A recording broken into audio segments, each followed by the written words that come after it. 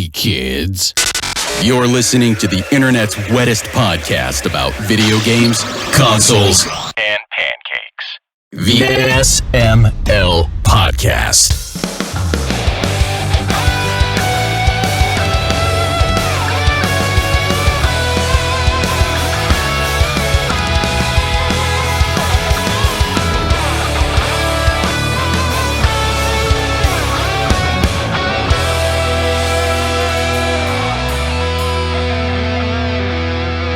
What's up, everybody? This is the SML Podcast. I am your host, Joe. Joining as usual, Cole. How are you doing?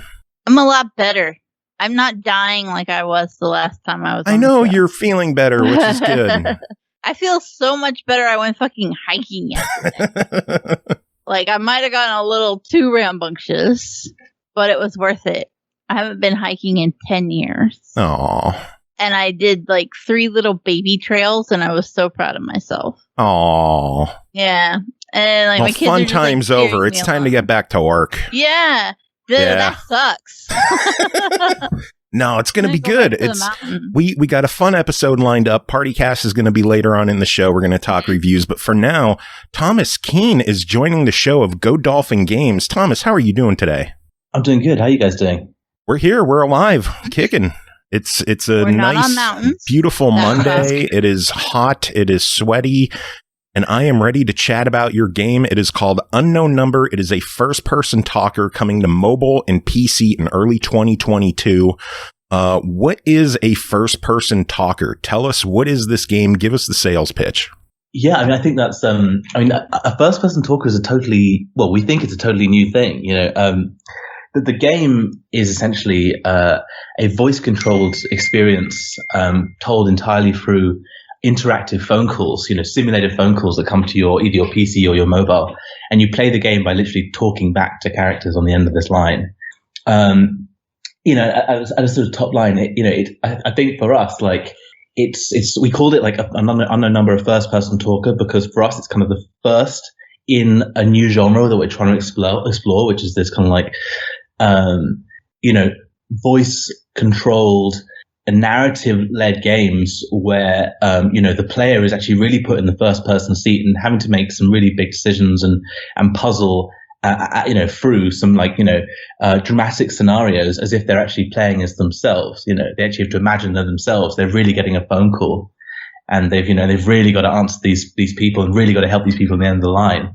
And so it's basically that. I mean, it tells the story of a climate change heist, in the middle of the North Sea, and these 2 eco warriors are kind of, calling you and they need your help. It's a total misdial. But they're essentially, from there, you kind of help them, steal $7 billion from this kind of oil baron, who's hiding it in crypto in, this abandoned oil rig, And it's kind of like a big populist romp, like almost like Pirates of the Caribbean or something, but it's set in the modern day and it's done entirely through phone calls and entirely through your voice. Wow, that's like the craziest wrong number story ever. Yeah, that's kind of what we were going for. I mean, I think that, we're as a team, like, we're super interested in exploring stuff that hasn't been sort of done before. And I sort of come from a sort of ARG background, so I kind of come from the angle of almost games that don't look like games, and I think, I was kind of going, well, how can we, put another twist on the ARG thing and actually kind of make it feel much more contemporary and voice, in the world of gaming, is pretty much untapped as a core mechanic. Yeah, okay, Xbox like massively fucked it up with, Xbox On that sort of stuff. But as like a Our hearts. Oh, were you a big fan of the Xbox On thing? Yeah. I loved Kinect. I miss it. It was good, but it was like when it got so farcical that the advert would turn on the Kinect by just saying Xbox On, that was a problem. I mean, that's also a problem for like Google and Alexa and Siri too, though. Like, that I can say, "Hey Siri," and I have 4 devices go off. Like, what do you want? I was saying, please don't say that. My Google's going to start talking to me. That's why my Alexa's in the bathroom. But like, this is kind of like the point. Like, like every single device we have, we talk to. Like literally every single one. And it's also almost like a cliche in the world to be like, oh, are you voice ready? Is your brand voice ready? And then you look at games and it's like totally not there, and it was just kind of, for us, it was just about colliding, voice controls with gaming and then see what came out the other end. How does the development process for Shush, Joe? I'm actually asking questions. Shush you. How does the development process for something like that go? Like, how do you take it from the paper of this is the plan for the story to this is what happens when an actual player says a certain phrase? Yeah, I mean, it's been a really, really interesting process because obviously there's no real roadmap for how you do this. So, I mean, we always sort of joke like there's nothing harder than trying to create a new genre, like literally from scratch, because you don't know what works. So you're literally having to work it out each time, I mean, the first thing we actually did was we built the entire game using real telephone calls, like actually dialing your number using a real telephone service. Like we kind of did this like hack on like, automated service calls, and we sort of hacked one of those systems and repurposed it for the game. And, we were doing those kind of experiments at the same time as writing a story that we thought would work entirely through, a series of phone calls and voicemails. I mean, in one way, the story is, her story, is a good example of a story told through, modular little bits. It's actually the technical stuff that's really complex, and actually after doing that whole process whereby we literally tried to do it with real phone calls, we realized, doing anything over a real phone line is pretty much the worst possible thing you can do. I mean, how bad it is talking to your bank. Right? How they punish you. That you literally can't do, you literally can't get a word in edgeways before they go, I'm sorry, I did not understand. And so my husband makes fun of me because when I call and pay the electric bill, I code switch to sound like the robot. I've done it for so long. Oh, give us an example. I got to hear this. No, it's like I don't think I could do it off the top of my head though. Like the way, give me a number, Joe. 9. 4. That's 3, what it sounds like. 9. 4, 2, 3, 2, 9. 1. Yeah. 7. Like, yeah, just like that. Like I read off and I'm like, I drop all my accent and it's terrible. I can't imagine you without the accent. It's really weird. And like, I can hear myself doing it and it's just, I go, oh. But like any kind of inflection in your voice, like our electric company's system is just trash and like I think every voice automated system is pretty trash. I mean, nothing on the phone works really well anymore. I think the other thing is like it's just there's such dead voices. It's like you really don't feel like you're getting anything, and that's one of the interesting things is like having a kind of a voice controlled relationship with a voice that doesn't speak back to you like, hi, I'm Siri, or hi, I'm Alexa. It's really interesting because they ask you a question, you say something, you get this kind of emotive response back, and it does actually sort of supercharge the stakes. We're actually not used to getting sort of quasi human responses. We're totally used to this idea of like, tell me a joke, Siri, and it tells you a joke that's like definitely not funny. Yeah, my kids do that all the time, and then they bitch about what they get back, and I'm like, what did you think she was gonna do? But they're trolling, right? They're trolling. Just Google dad joke. You're better off. Hey, Cole, what did the 0 say to the 8? I do not know. Nice belt. That's good. That's good. I'll include that in the game, actually. No. We're looking for one-liners. 2 fish are in a tank. One says, "How do you drive this thing?" No. Joe, I hate you so bad. Hey, Cole, what's brown and sticky? This show. A stick. I know. Are you done? I'm trying to think what other games have incorporated talking to this extent. I can only think of, I can't remember the name of it. It might have been Lifeline for the PS2. It was some sci-fi game that required a headset and you would issue commands, but it was awful and it didn't follow anything you said. Uh-huh. Yeah. But also the weird thing is like, why were you talking to the game? Like that was the problem. Like, the tech didn't work, but B, it's like, why wouldn't I just use a controller? It didn't make any sense. That's like pretty much one of the reasons we made this about phone calls is because it makes sense that you're talking. It makes sense that be your way of interacting. Whereas like normally when games try and shoehorn voice in, it's like, I'd rather use a controller actually. I'd rather just like press the A button because, because you have to sort of make it make sense. Otherwise you don't even want to do it.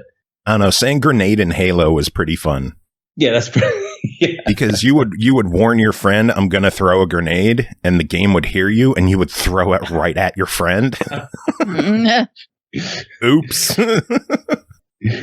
Yeah, no, there was also like an Xbox game that did it. Do you remember? I can't remember exactly what it was called, but it was that one where there was like a guy swimming around in a fish tank. Do you remember that? Oh, Seaman. That was on the Dreamcast. Yeah.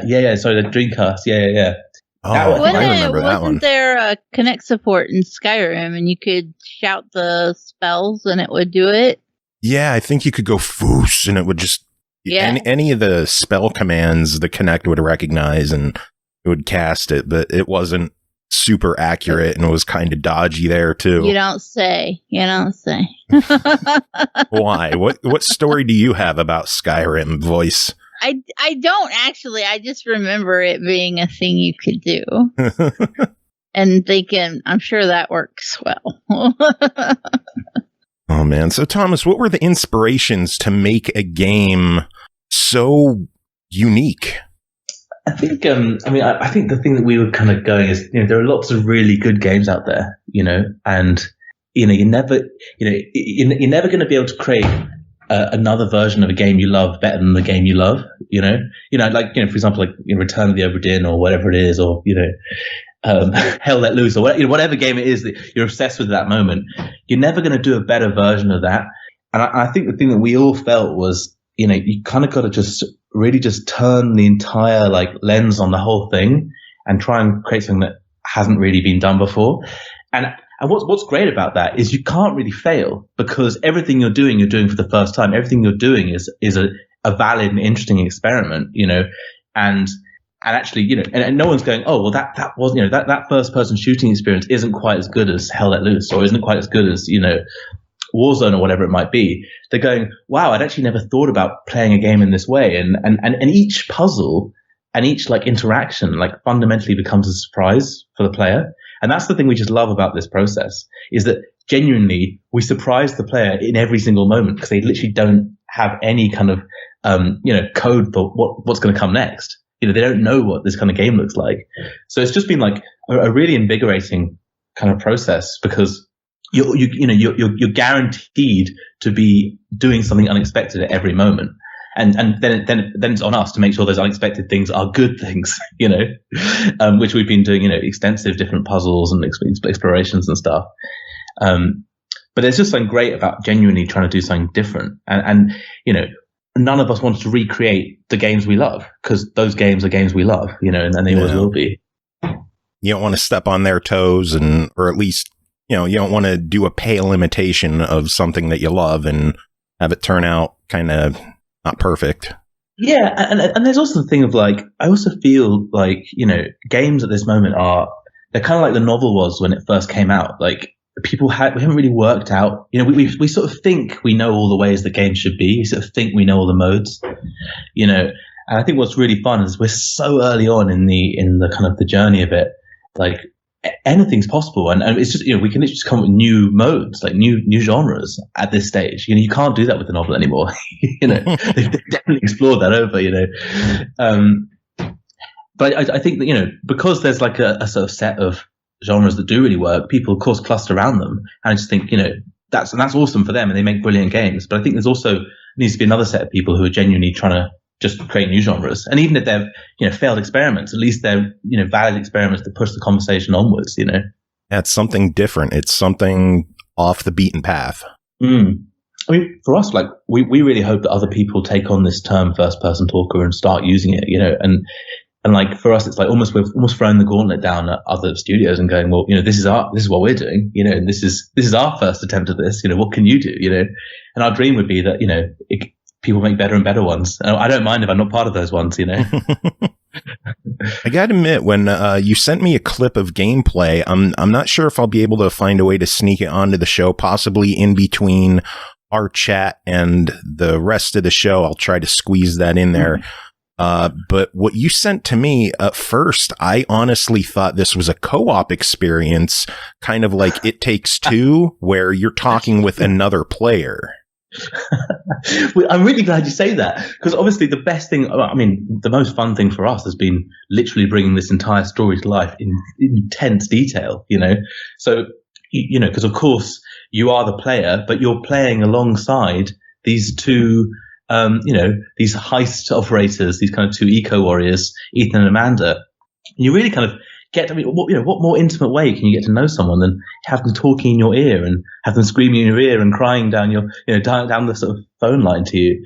So I'm really glad you felt that, because we, you know, a core part of the success of this project has to be you feel that the people on the end of the phone are living, breathing people, and that your actions, you know, have consequences on these living, breathing people. How does what the player says affect the script of the game? Well, there's a whole bunch of different things.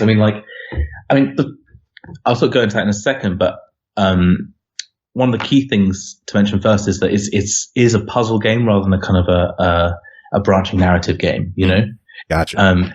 Because I think one of the key, you know, one of the things that I think everyone thinks when you hear, oh yeah, like indie game, narrative driven, yeah, like, oh, it's going to be like a choose your own adventure, you know?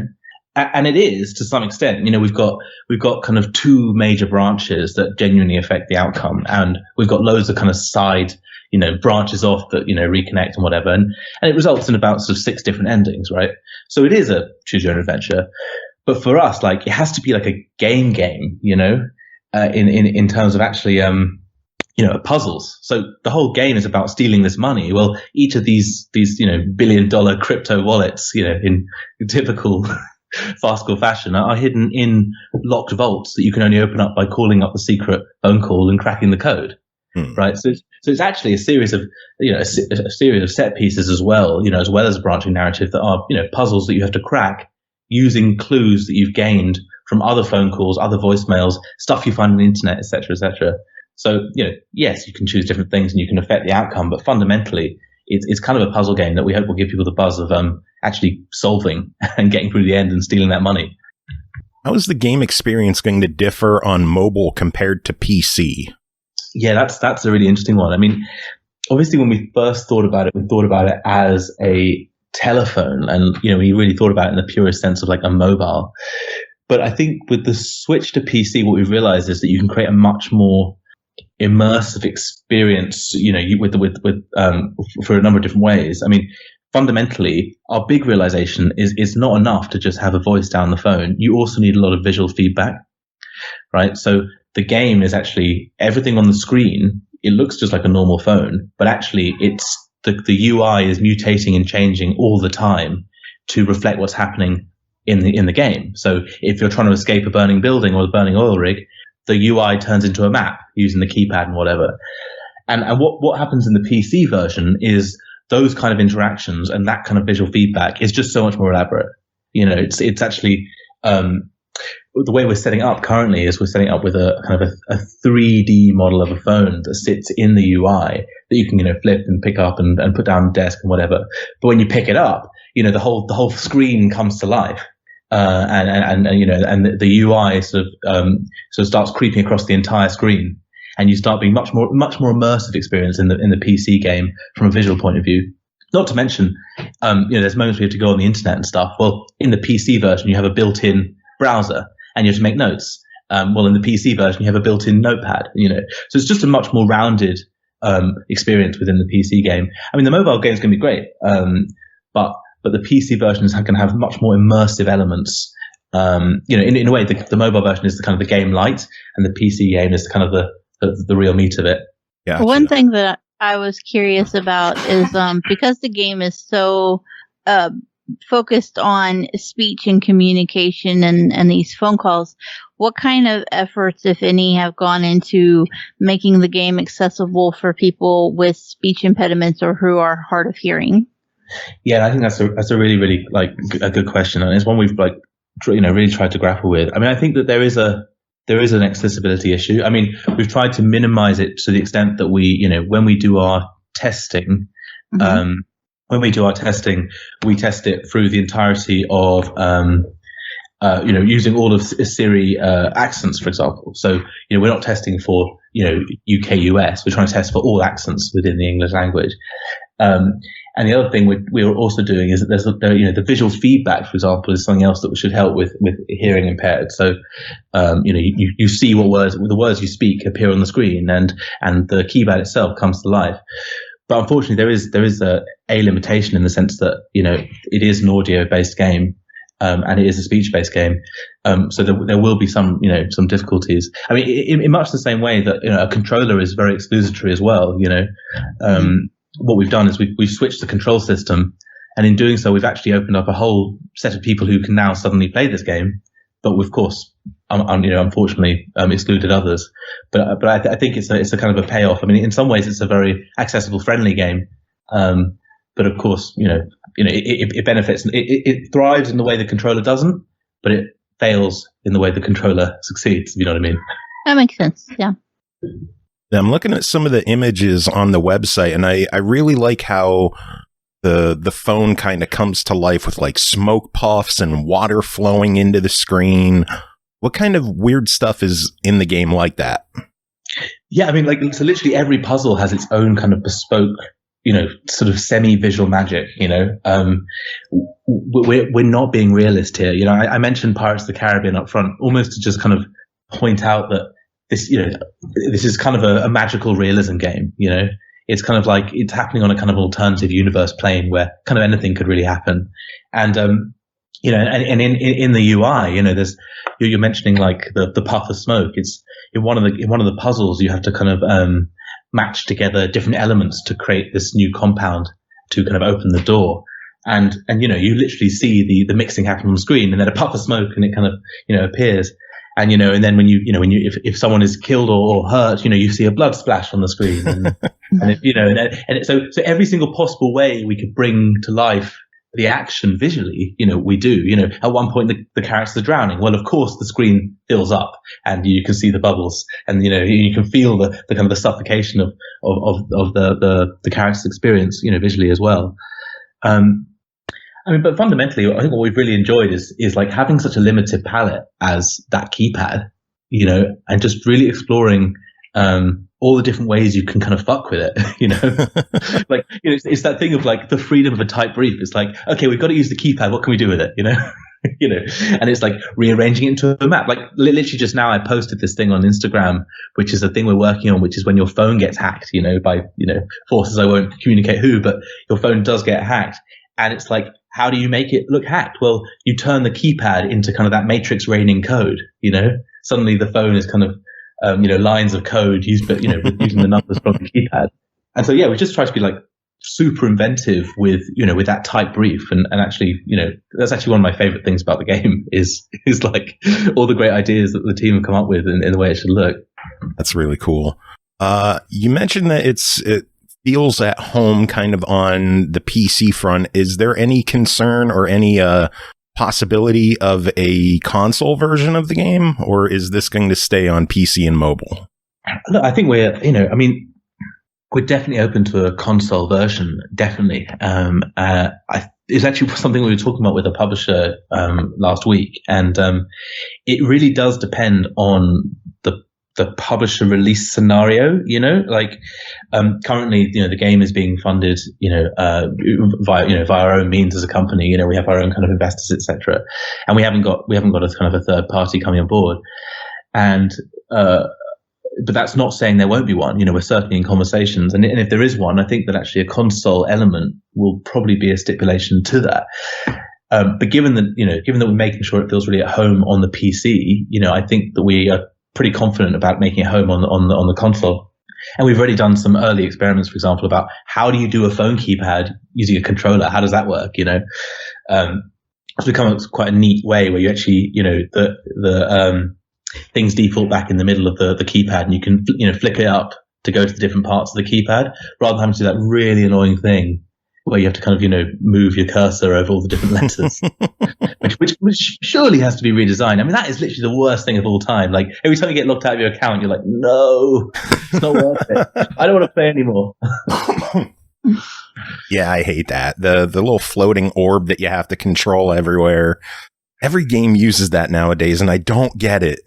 Yeah, it's a weird one, isn't it? Because it's so counterintuitive. It's not really how you want to use, like, a controller stick, you know. I know, but you know, you got to do what you got to do. It feels like this game would feel at home on the Switch. Mm-hmm. Well, it's funny you mentioned that. Yeah, that is definitely where it would. I mean, the touchscreen makes it so just toss the Switch sideways and you got yourself a big ass phone right there. Yeah, I mean, did you ever see A Normal Lost Phone? They did that. That was a great phone sim game that was, which is basically about a missing girl, and you've got to sort of find the truth about her whereabouts. But they did a great port to the Switch, they did exactly that. They just turned the Switch on its side. And you've got this massive phone, which actually, the size of phones these days actually isn't that massive. It looks like one of those new Samsungs. Oh God, those get huge. I know, exactly. Good to have a truck to carry them around. Remember when it was a race to see how small you could make a phone, and now it's how big you can make a tablet? Yeah, those are the good old days where it was like literally your literally a thumbnail that you would actually lose in your trousers, and you'd be like, "Fuck, where's my phone?" TV, like cartoons would make fun of it, like having a tiny little chip like implanted in your hand, and now we just have giant tablets. Yeah, that people hold up at concerts to record footage. One of the things we talked about for like DLC later down the line would be actually to do versions of the game, but like played through older phones. Oh God. So, Motorola, like a clam, like flip it up and you can play it through that. Like, it could be a really fun way of like reskinning and reimagining the experience. But like 10 years back, 20 years back. DLC phone skins. Yeah, exactly. Oh, that would be beautiful. I mean, one of the things we're actually currently exploring is actually integrating Snake into the game. Almost like an idle game. Every time you don't do anything, Snake pops up on the screen. just to really hark back to the golden age of phones. When phones were fun. That's beautiful. You should make like just a bunch of mini games that you have in there that you could play. That's genuinely what I've been exploring today. Like that is genuinely where my head's at. I think it'd be just such a fun thing. Like a sort of like a piss take of Candy Crush, like a version of Snake, and like the bubble popping game. Yeah, exactly. or like that. Remember that thing where they did that? You're drinking the beer like a pint. That was massive. Tilt the phone sideways and the drink goes. Yeah, exactly. Oh my Lord.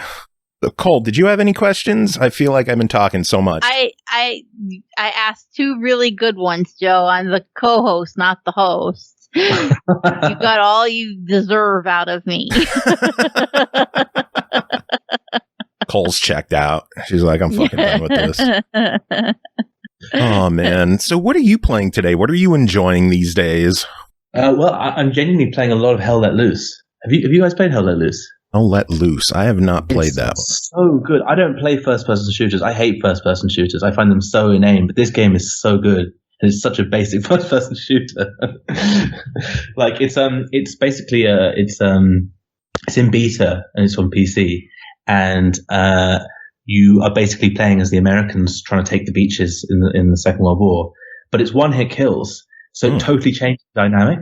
So you basically are just terrified of gunfire, which my issue with like first-person shooters is to kill someone you go bang bang bang bang bang bang bang, and it makes guns feel very unscary. You fundamentally it's like they become sort of like paintball guns. Whereas what's amazing about this, it feels so terrifying. And you really get a sense of like, even the best players, if you hear gunfire, you run. And that's an amazingly vibrant experience, I think, for a first-person shooter. Much more educational, by the way. I couldn't play that. I have no sense of self-preservation. And I play a lot of shooters. I love shooters. But even in Call of Duty, when I'm playing hardcore and it's one hit in hardcore, one hit and you're down, I hear gunfire and I'm like, where are they at? I'm going to get them. I can't help it. So it's interesting because I think it's like, because also the environments, you basically, the first person to see the other person wins. Yeah. So you're basically in hiding for the whole thing. But you're also being shouted at by a real person who's acting as commander saying, over the edge, go get him. And you're like, oh my God, the social pressure. Oh, that sounds nerve-wracking. I don't know if my anxiety can handle that game. So good.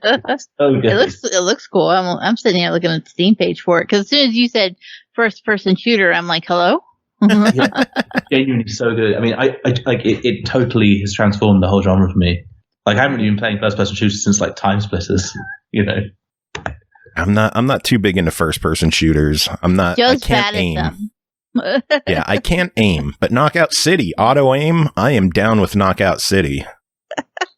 Which is Knockout City? It is 3-on-3 dodgeball from EA. That sounds really good. It is so damn fun. It is just such a fun, fancy-free, loose and wild game. You can your teammates can ball up, and you can pick them up and throw them at the enemy team. Yeah, if you don't have a ball, you can just throw your teammate. So good. Don't have a ball? Be the ball. And I think I sort of like veer towards like sort of really tricky. I mean, I really love Dota, for example. I don't know if you guys play Dota at all. Nah, I've never gotten into that. It's.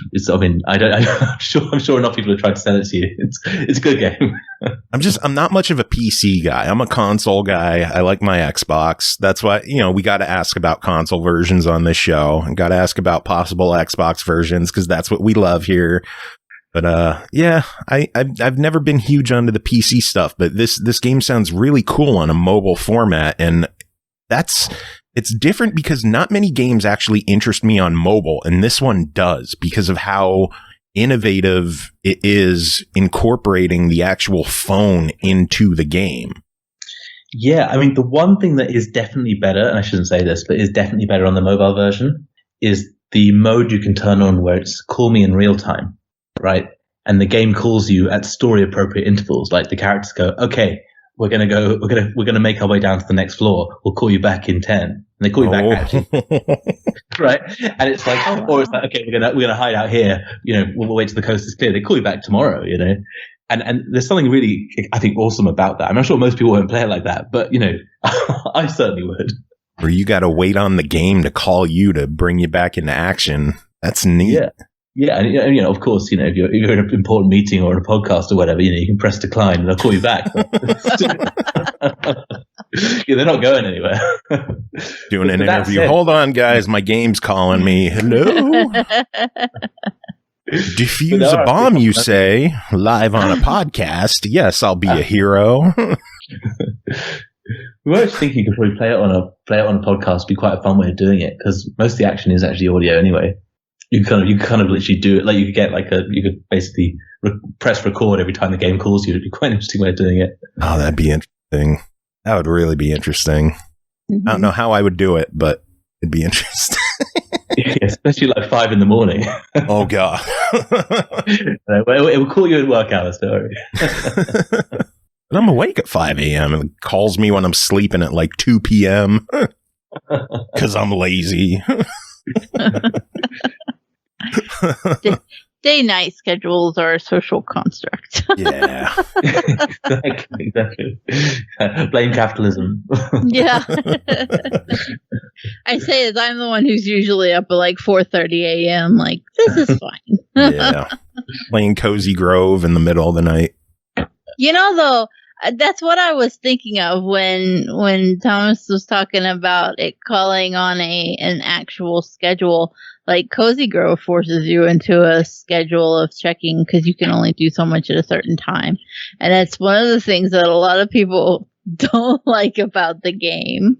But I actually find that it's a lot of fun to play it that way, because I think that we spend so much time just sitting and like gorging on a game that we don't always necessarily properly enjoy it, especially people like me and Joe, maybe Joe, but definitely me, because we play so many games for reviews and stuff on a weekly basis that a lot of times we can feel like we're just rushing through them to get enough of the experience to be able to have a reasonable opinion. Mm-hmm. Yeah.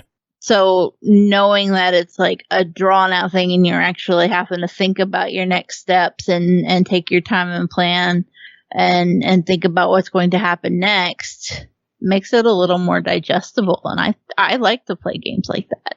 Yeah, I think it's definitely like, it's really divisive. Like some people, when you tell them about that feature, they go, no, don't you dare. I'll burn your company. And I think that's like literally like a legitimate perspective.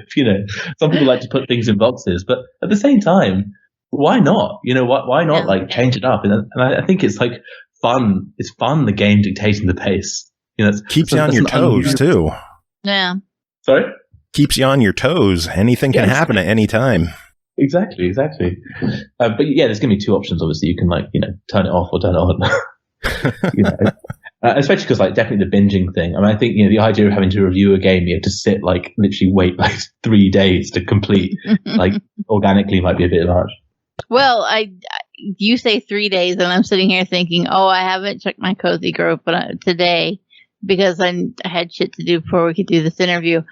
But I'm going to check it after, and I'm on an 83-day streak at the moment, checking it every single day. That sounds a pretty engrossing game, to be honest. Yeah, it's like Animal Crossing, but with ghost bears instead of villagers. That actually sounds a lot more appealing. You have to help them remember why they died. I haven't even done my Microsoft rewards 83 days in a row. It's just every day. It's usually the first thing I do unless I've got something else more pressing. But like children? Yeah, well, I usually wake up before the kids. That's the thing. Well, right now anyway, because I have teenagers, dude. They sleep until 2 as well. Kids, fuck them. They're on their own.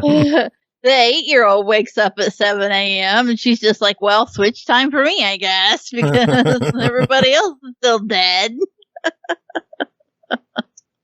But yeah, it's like everybody's asleep. I'm like, let me hit my Cozy Grove real quick and go harvest me some fruit. Hey, whatever works. So the game is expected sometime next year. Do you have a release window on that, or is it just a general 2022 sometime?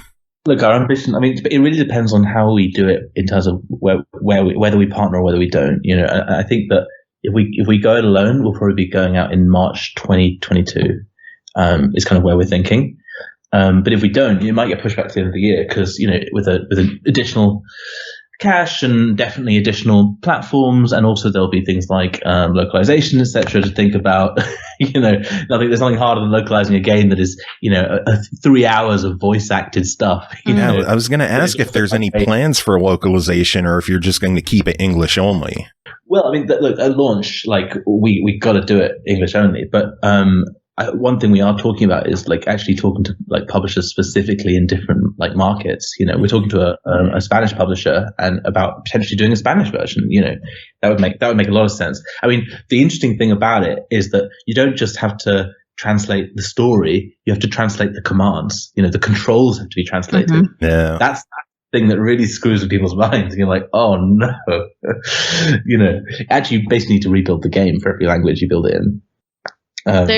I would assume there's also things that may not translate as well to different languages, just common. What's the word I'm looking for? Phrases. Phrases. Idiom. It's not idioms. Is idiom the word I'm looking for? Might be. Maybe. I don't know. But yeah, there's just common things and slang and general ways of conversing that may get lost. Yeah, I think that's there's part of that is, I guess, what everyone faces with localization, which is why when sometimes you play a localized game, it can feel really weird. Mm-hmm. I always have that with Final Fantasy. I never really know what's going on. So I was like, wow, I'm sure that made a lot of sense at one point. It just doesn't anymore. Yeah, there are definitely games that I have played for review where I'm like, that joke didn't land quite like they thought it would.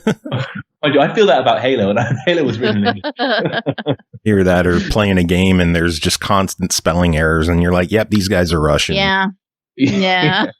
We've done that one quite a few times. Yeah. Hey, they try. Point A for effort.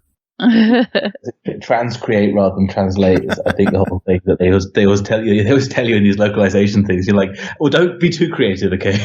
I don't understand. I'm really screwed. And it's like, I didn't mean that at all. That's our show's motto. Don't be too creative. Yeah, we've got that written above the door of our studio. Oh, my Lord. Well, I know we've been chatting for quite a while. Is there anything else you wanted to chat about the game, or? No. Just it's been great to talk to you guys. Obviously, I'd love it if I could share the game with you when it's a bit better, like bit more finalized, and you guys have a look at it. It'd be great. Oh, absolutely. We'd be happy to. But yeah, we're called to work. Yep. That's what I'm here for. We'll test how well you guys localize for redneck. Yeah, this doesn't recognize an accent. Send it back. Well, this here don't work for me. I said it was over yonder in the upper bottom, and it said, what? James like, what the fuck are you saying to us? It didn't understand what a white Ford truck was. Because we should have like a pretty good build. Like, I mean, we definitely have a build now that is pretty good, but a build like that we can share with the world. I mean, there's such a difference between the builds that the studio feels exciting and the builds that the world can touch. You know, we should have a world-ready build in probably about like 3 months. So, you know, at that point we'll share a gameplay trailer. We'll be in a whole different kind of, you know, zone. Because at the moment we're in very much tease phase. You know, tease the concept, get people interested in the concept. And we're going to, you know, at that point step into, and this is what the game really looks like, guys. You know. Well, I think it's safe to say we have been properly teased. Yes. Yeah. Too much teasing, not enough information. It's a fine balance. We can't get too informative, or our show's going to have a use. We can't go having that. You got to stay pointless. Pointless and irrelevant. That's how we like it. Oh man, well, it has been fun chatting with you. We're going to let you get going. We're going to take a quick break with the show. We're going to I might as well play that clip that you sent me of the game in action. People could get an idea of what's going on with the game. They could get an idea of how it works. We'll play that. We'll be back with more show. We will be back with a PartyCast. Tim will be here. Pernell will be here. Chris will be here. Cole, you'll still be here. It'll be good times. And this was good times. Thomas, thank you so much for coming on and chatting with us. It's been a blast. Yeah, thank you for having me. It's been really fun. Thank you. Thank you both. Do you have any final words before we... Actually, no. You got to pimp yourself. I didn't do this. Tell us where elevator pitch. Yeah, where we could keep up to date with you. Tell us where we can follow you and find you. We need all that information before the final words. Right now, I mean, the biggest place where we're operating is on Instagram, Godolphin_games. But we've also got a Twitter. But yeah, definitely come see us on Instagram, and then there's links to the Discord, etc. on there. We'd love everyone to basically be part of the making process, really. I mean, one thing that we definitely do want people to help with is when you call a random number in the game, you know, you need to get through to something. And we'd love it if basically, the community we're building starts to record these kind of messages that you get through to. So, you know, create a database of 1,000 random messages, you know, ring, ring, ring. Oh, you know, I'm a sidekick who has a penchant for pizza or whatever, you know. The best ideas we'll put in the game, you know, we'll put them right in there. So we'd love everyone to be part of that making process and feedback process. And that'll be primarily on Discord. Oh, that'll be fantastic. I have plenty of friends who are creative that I could send your way. Do some crazy stuff. We'd love that. Yeah. Because we've already done we got a comedian in to do like 3 hours of skits, but we just want to bolster that kind of library of calls. So each time you call, you get a genuinely different thing. You go like, oh fuck, I just might dial another random number today. You know, see what I get. That'll be cool. That'll be really cool. Oh man. All right. Well, thank you so much for joining us. Like I said, we're going to take a quick break. We will be back with more show. Thomas, do you have any final words to wrap this up? That's it. Thanks a lot, everyone. Really appreciate your time. So I'm just going to run you through a puzzle that comes in at a very early stage of Unknown Number, a first-person talker. For this puzzle, your two co-conspirators, Amanda and Ethan, are trying to take a lift down into the heart of a creepy abandoned oil rig. I wish you could see this, Casey. A decaying forest of rusted machinery. They've battled waves. Hold on! They've dodged police boats. Look! There! Now they need a name for the lift keypad before they can get it going anywhere. So they call you up and direct you to a website that has a list of all the security guards on duty. I need you to look on the website at sligoil.com. That's Sligoil, SLIGOIL. Then, after a kerfuffle with a lone guard... You knocked him out. They're ready to break in. As you can hear, no time for chit-chat. Just give us a name of one of the security guards. So I'm looking at the website and I can see the list of guards on duty, and I say, Trent Keane. All right, good. Try Trent Keane. No, try another. It's too long. So I need a shorter name. So I would say Peter Tank. Okay, got it. Try Peter Tank. No, that's too long. Anything else on the list? Well, if I'd been listening carefully, I would have noticed that both names failed at the 7th key input. So it must be a name with 6 letters. So I say Hope Lee. Okay, got it. Try Hope Lee.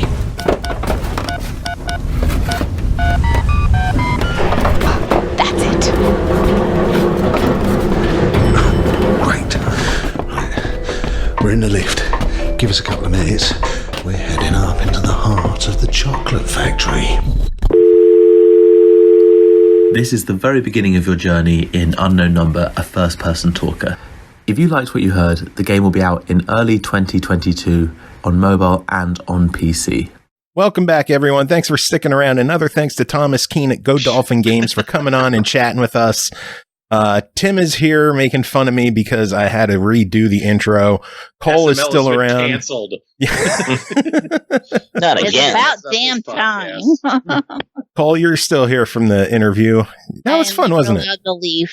It was a good time. Good chat. He's a cool guy. And Yeah, he said always fuck on scary. our show. He did. I was so proud. It's always scary to talk to a dev about a game that we haven't had a chance to play, but they did a good job chatting with us and filling us in and not making us feel like idiots with a bunch of dead airtime, which is nice. What was the game? Unknown Number. It is coming to PC and mobile next year. It is a first-person talker. Mm-hmm. Okay. Yeah, that's an interesting statement. That first person assume- talker? I assume most people know this already, but we're just coming to the party late and we haven't listened to it yet. Yeah, just filling you guys in. Impossible. You should have been there. It was fun. I wasn't Well, invited. just hit that slider on YouTube and move it back to the left a little bit, and you'll get to hear it. Yeah, it'll help us. It'll let us hear it too, and then this whole conversation will change. Yeah. Yes. So what do you guys think of the interview? I thought it was fantastic. Scroll it back. It was amazing. I was on the edge of my seat the entire time. I can't express enough. Are how you amazing intrigued it by the was. concept of a first-person talker now? It's phenomenal. I feel like that's my life. No, it really is a cool concept. I'm eager to see how it plays out. And sorry. It's okay. We still think you're okay. No, you don't. Whoa, don't speak put for words the in planet. their mouths. No one thinks that. Don't lie to me. Well, there's that one guy, Jim. He thinks you're great. Fuck Jim. The hell? Well, damn, he doesn't think you're great anymore when he hears that shit. Damn, man. Jim don't know shit. Jim shows us, hey, I've nothing but good things about Joe. Great guy. Fantastic stand-up gent. And he does this episode. Fuck Joe. There's a guy named Jim listening to this episode feeling personally attacked. As well he should. You son of a bitch. He's going to write in and everything. What the hell, man? I believed in you. I named my kid after you, my dog. And then this See, is how Pernell, you went straight to the lies too quick. You should have started with dog. Yeah.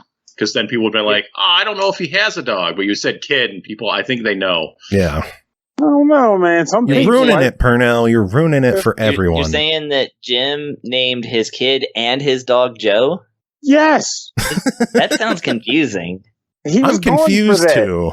He was going for confusion. I mean, I got friends who've named show some interesting names for their kids. I mean, I've been across the wall. I've seen crazy and interesting names. I got a friend whose kids are named Gannon and Link, which is always interesting. Actually, that's the best one. That will always be my favorite one, just because the belief at the time when they chose the names was that Zelda wouldn't be popular by the time they got to grade school. I was like, are you daft? I'm pretty sure it's going to be all over the place. I have some friends who name their child Gannon, and it's an Irish name, apparently. Yeah. I was going to say, this is going to be interesting news to my cousin Bubsy. Yes. That poor individual. Well, then again, Bubsy would just be a weird name in and of itself. My nephew Sephiroth. Not too many people are going to put that together. It's like, wait a minute, Bubsy, like the game? But Gannon is like, even if it's a real name, that's up there like naming your kid, I don't know, some ridiculous name that everybody and their grandma knows and you'll get teased forever. It's Gannon. The thing is, their family loved the name choice because they thought it was such an authentic Irish name. Well, in that case, and that's awesome. And then when he goes villain, they can say we called it. Yeah. So how was everybody's weekend? Well, not so bad, actually. You always ask me that on Tuesday, and I've already forgotten by the end of Monday. Tim, how are you enjoying the first week of wrestling with live audiences back? Excuse me, AEW's had live audiences for 2 weeks now. You know what I like? Okay, 2 weeks, but you know what I mean. I don't know. Well, WWE feels the need to juice their crowds, so you can't really take their measure. I don't know. It's good. It's it's a big part of wrestling. Does John Cena and or Goldberg excite you enough to want to watch? What do you wrestling fucking on think, WWE? Joe? No, I guess in hell no. No, I'm actually kind of excited to see John Cena. John Cena is why I stopped watching wrestling part of the reason I stopped watching wrestling for like 6 years at one point. Same. I know. And it's weird that now I'm at this point where he's back and I'm excited.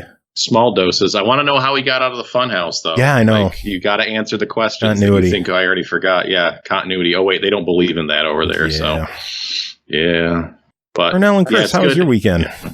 Speaking of wrestling, I found my next flip, hopefully, which will make me a small cut if the truth is there, which is that, if you may recall, I sold some Garbage Pail Kids a few weeks ago, and the reason being was because Michael Jordan was popular, and there was a Michael Jordan Garbage Pail Kid. He's been popular, Pernell. I don't know. Who's this Michael person you mentioned? Let me properly. Are they as popular as Root Beer is My Jam? Who subbed for the 26 months? Let me restate this for the assholes on the show. He became his interest has been reignited because of a documentary that was done on him. Better. Anyway, point is, I got paid, motherfucker. Now, how much did you get paid?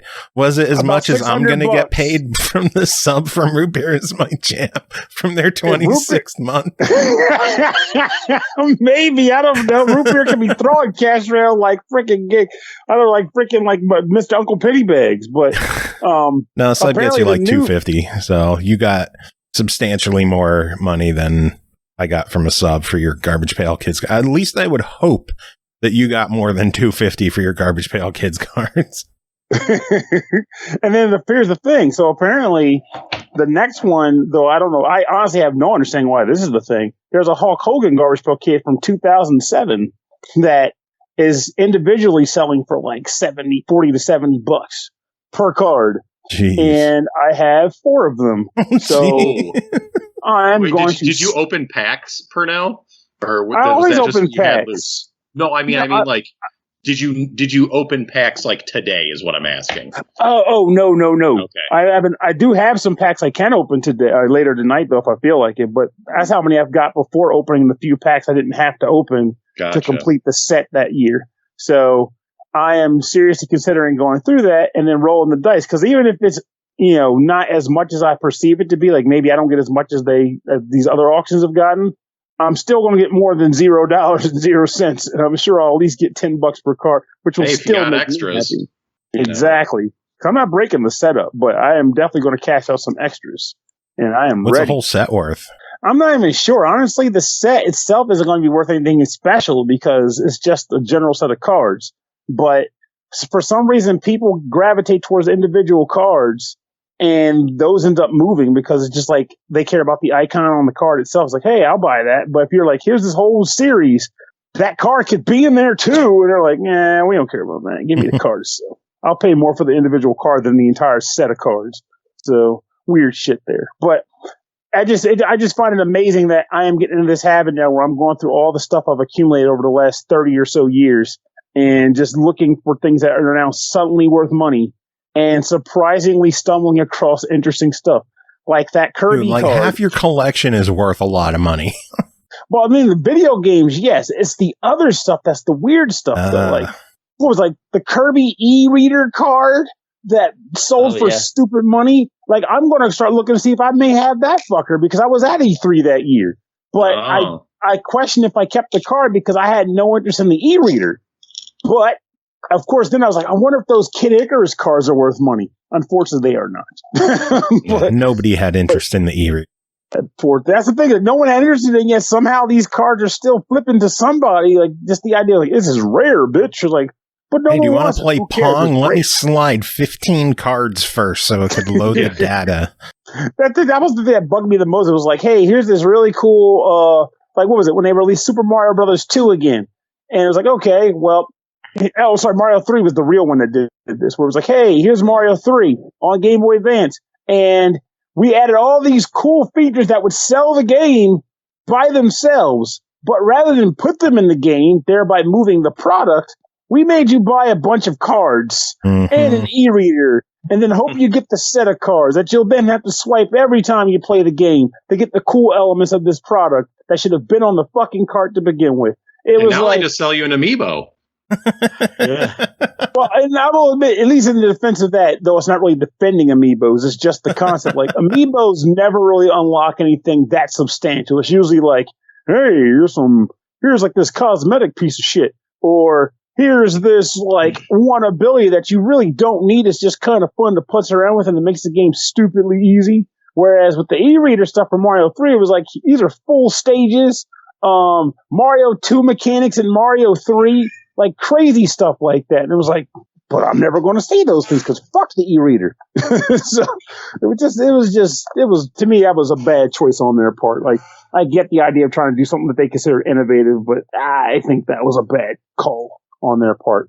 Though maybe it was the thing that eventually led us to what is now is amiibos. Because they know it'll sell to the right people. There's no S. It's just amiibo.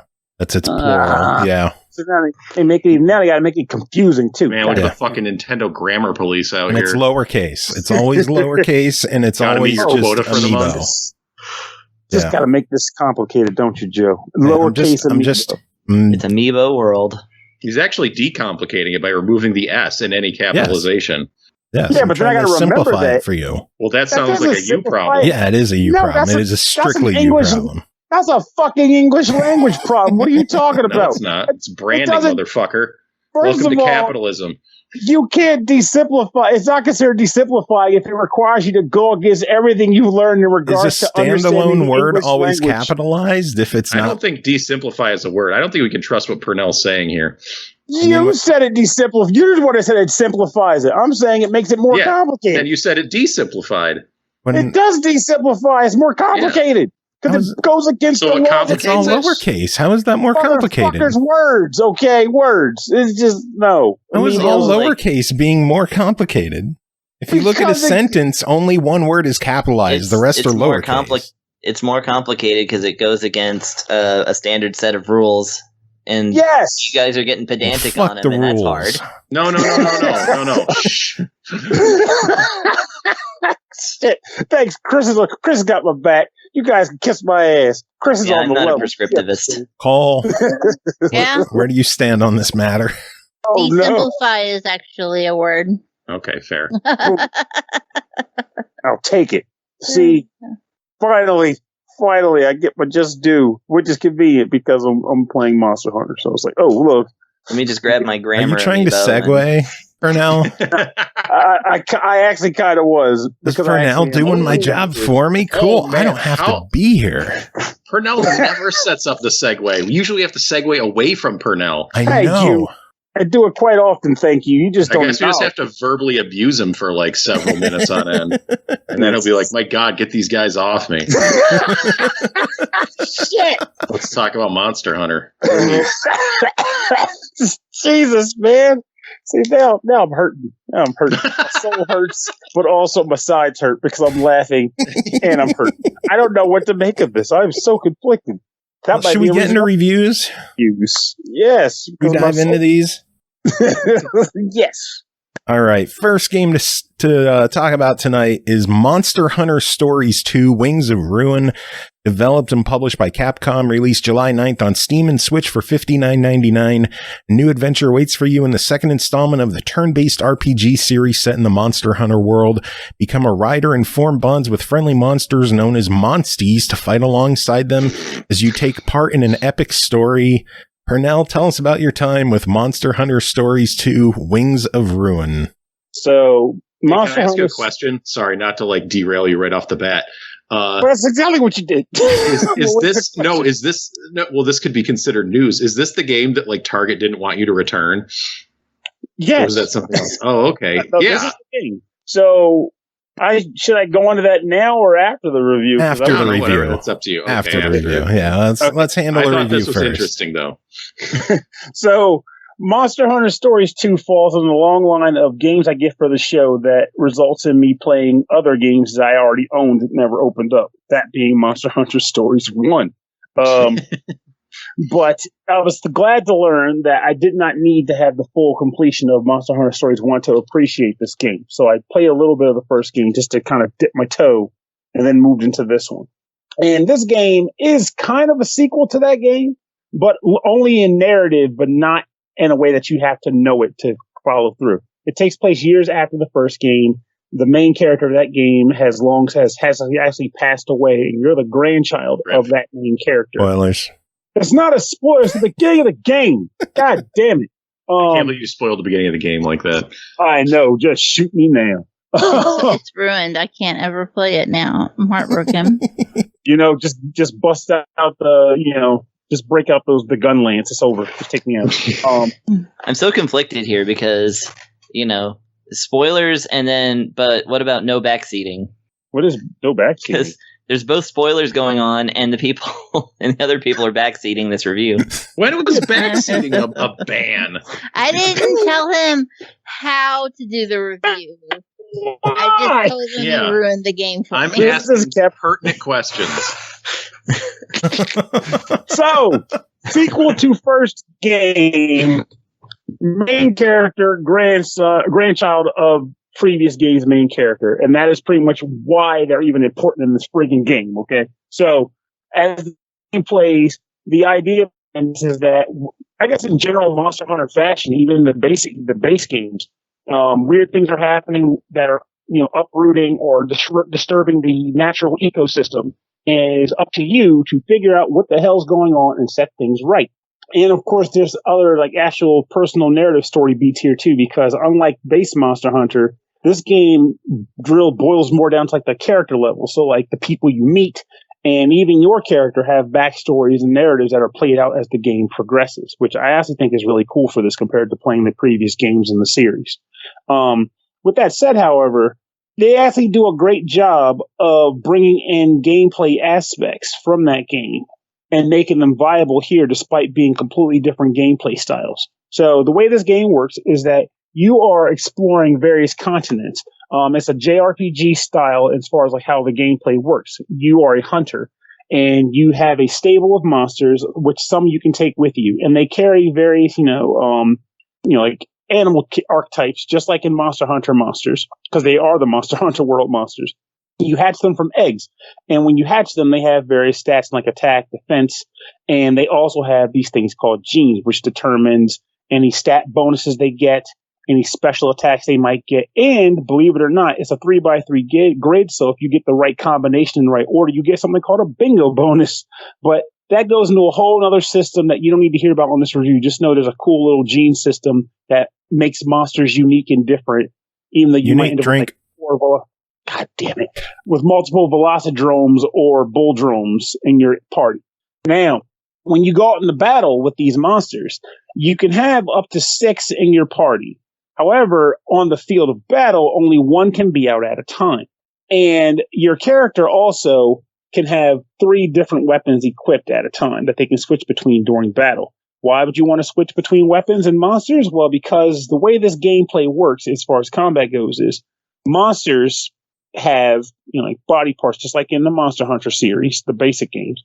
But in addition to that, there are a variety of traits that factor into how battles progress. The attacks.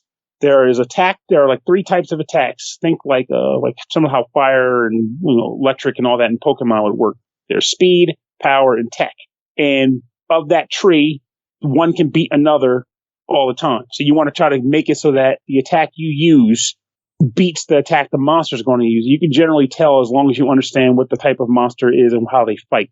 Monsters you bring in have specific types of attacks that they also use. So you want to make sure that you match the right monsters up with the right monsters you're battling against and your weapons in the same capacity. And because there's more to that, in addition to those types of those attacks, the weapons have slash, pierce, and blunt. And those determine, like, as far as like how effective they are on like a particular monster's body part. Because again, similar to how Monster Hunter rules work, like a slash weapon might be better on a monster's tail, whereas a hard shell monster will take more damage from a blunt weapon like a hammer. So you'll be switching weapons and switching gear constantly throughout combat. Then there's other elements to this game, but again, I shouldn't go into a lot, but there's like kinship attacks where you can ride your monster after getting a number of combo attacks off, and then super moves you can trigger by using the ride feature and then getting enough attacks in with that, which does like exponential damage, and then double kinship attacks. I don't want to drag this on too long because I would by going into all of it, but just know the combat. Sounds like there's a lot to the game. There really is, and it's surprising because I wasn't expecting that. I really wasn't. And the world as you explore is actually very beautiful too. Very large landscapes. I will say the one downside is like there's like these areas, like when you go to a dungeon or a den, which I'll talk about in a second, they generally tend to be like corridor focused. Some of the caves can have like opened up areas, but there's a lot of corridors and they can come across as being boring, but it's not really a shot in the game's arm because that's generally JRPG 101 these days. But when you run around the world map, the way you end up going about getting new monsters is you don't get them from general battles. Instead, what happens is you come across the occasional monster den. Monster dens, when you enter them, they're randomly generated, by the way, on the maps. But when you enter them, they're like small little mini areas that you can run around in and eventually find a nest where you have like 3 to 4 chances to pull out a random egg. And that egg determines what type of monster you're going to get if you take it back to your stable and hatch it. There are also the occasional rare monster dens that will form, which will give you either rare monsters or monsters with rare gene patterns. So, like I said earlier, even though you'll come across multiples of the same monster, the monsters themselves are not the same because they have different gene scriptures. So you'll be tossing and juggling monsters in that regard. I feel as though this game in and of itself is a lot of fun. I enjoy the idea of like collecting and doing like item combinations, fulfilling the quest from the town. Because again, very Monster Hunter in those scopes, but due to the JRPG aspects of it, it feels like a completely different game that utilizes rules that Monster Hunter has put into place. So it feels familiar, yet also very different. I hear a lot of people compare it like they say it's Monster Hunter's version of Pokemon. Is that? They are 100% right. What I was thinking of. Because it honestly is. It's like earlier I mentioned how, the attack types feel kind of like how Pokemon has the element types. So you have elements in the actual armors and stuff, just like in Monster Hunter. Like you have armor that does fire, like blocks fire damage, or a weapon that can do fire damage. But you also have that tree of 3 attacks, which I guess a better comparison to that would be like the Fire Emblem attack tree on triangle. But nonetheless, you have that. And since you're swapping monsters constantly because you're trying to match their attack types with the attack types of the enemies. Oh, that's the other reason why I should mention why that's important, because it ties into your Pokemon aspect. So in Pokemon, usually the idea is, fire's weak against water. So if you hit it with a water attack, it does more damage, right? In this game, there is that aspect of things as far as like a monster could be weak to electric damage, so have a weapon that does electric damage. But in addition to that, the attack tree works like this. In a battle, an enemy's going to generally attack one target. They have group attacks just like other RPGs, but generally they're attacking one person. And you can see who they're going to attack on the screen. If you know what attack type they're going to use, or you can properly guess it, you can swap in a monster that uses the stronger version of that attack. So if they're using a power attack, you want to use a speed attack against it.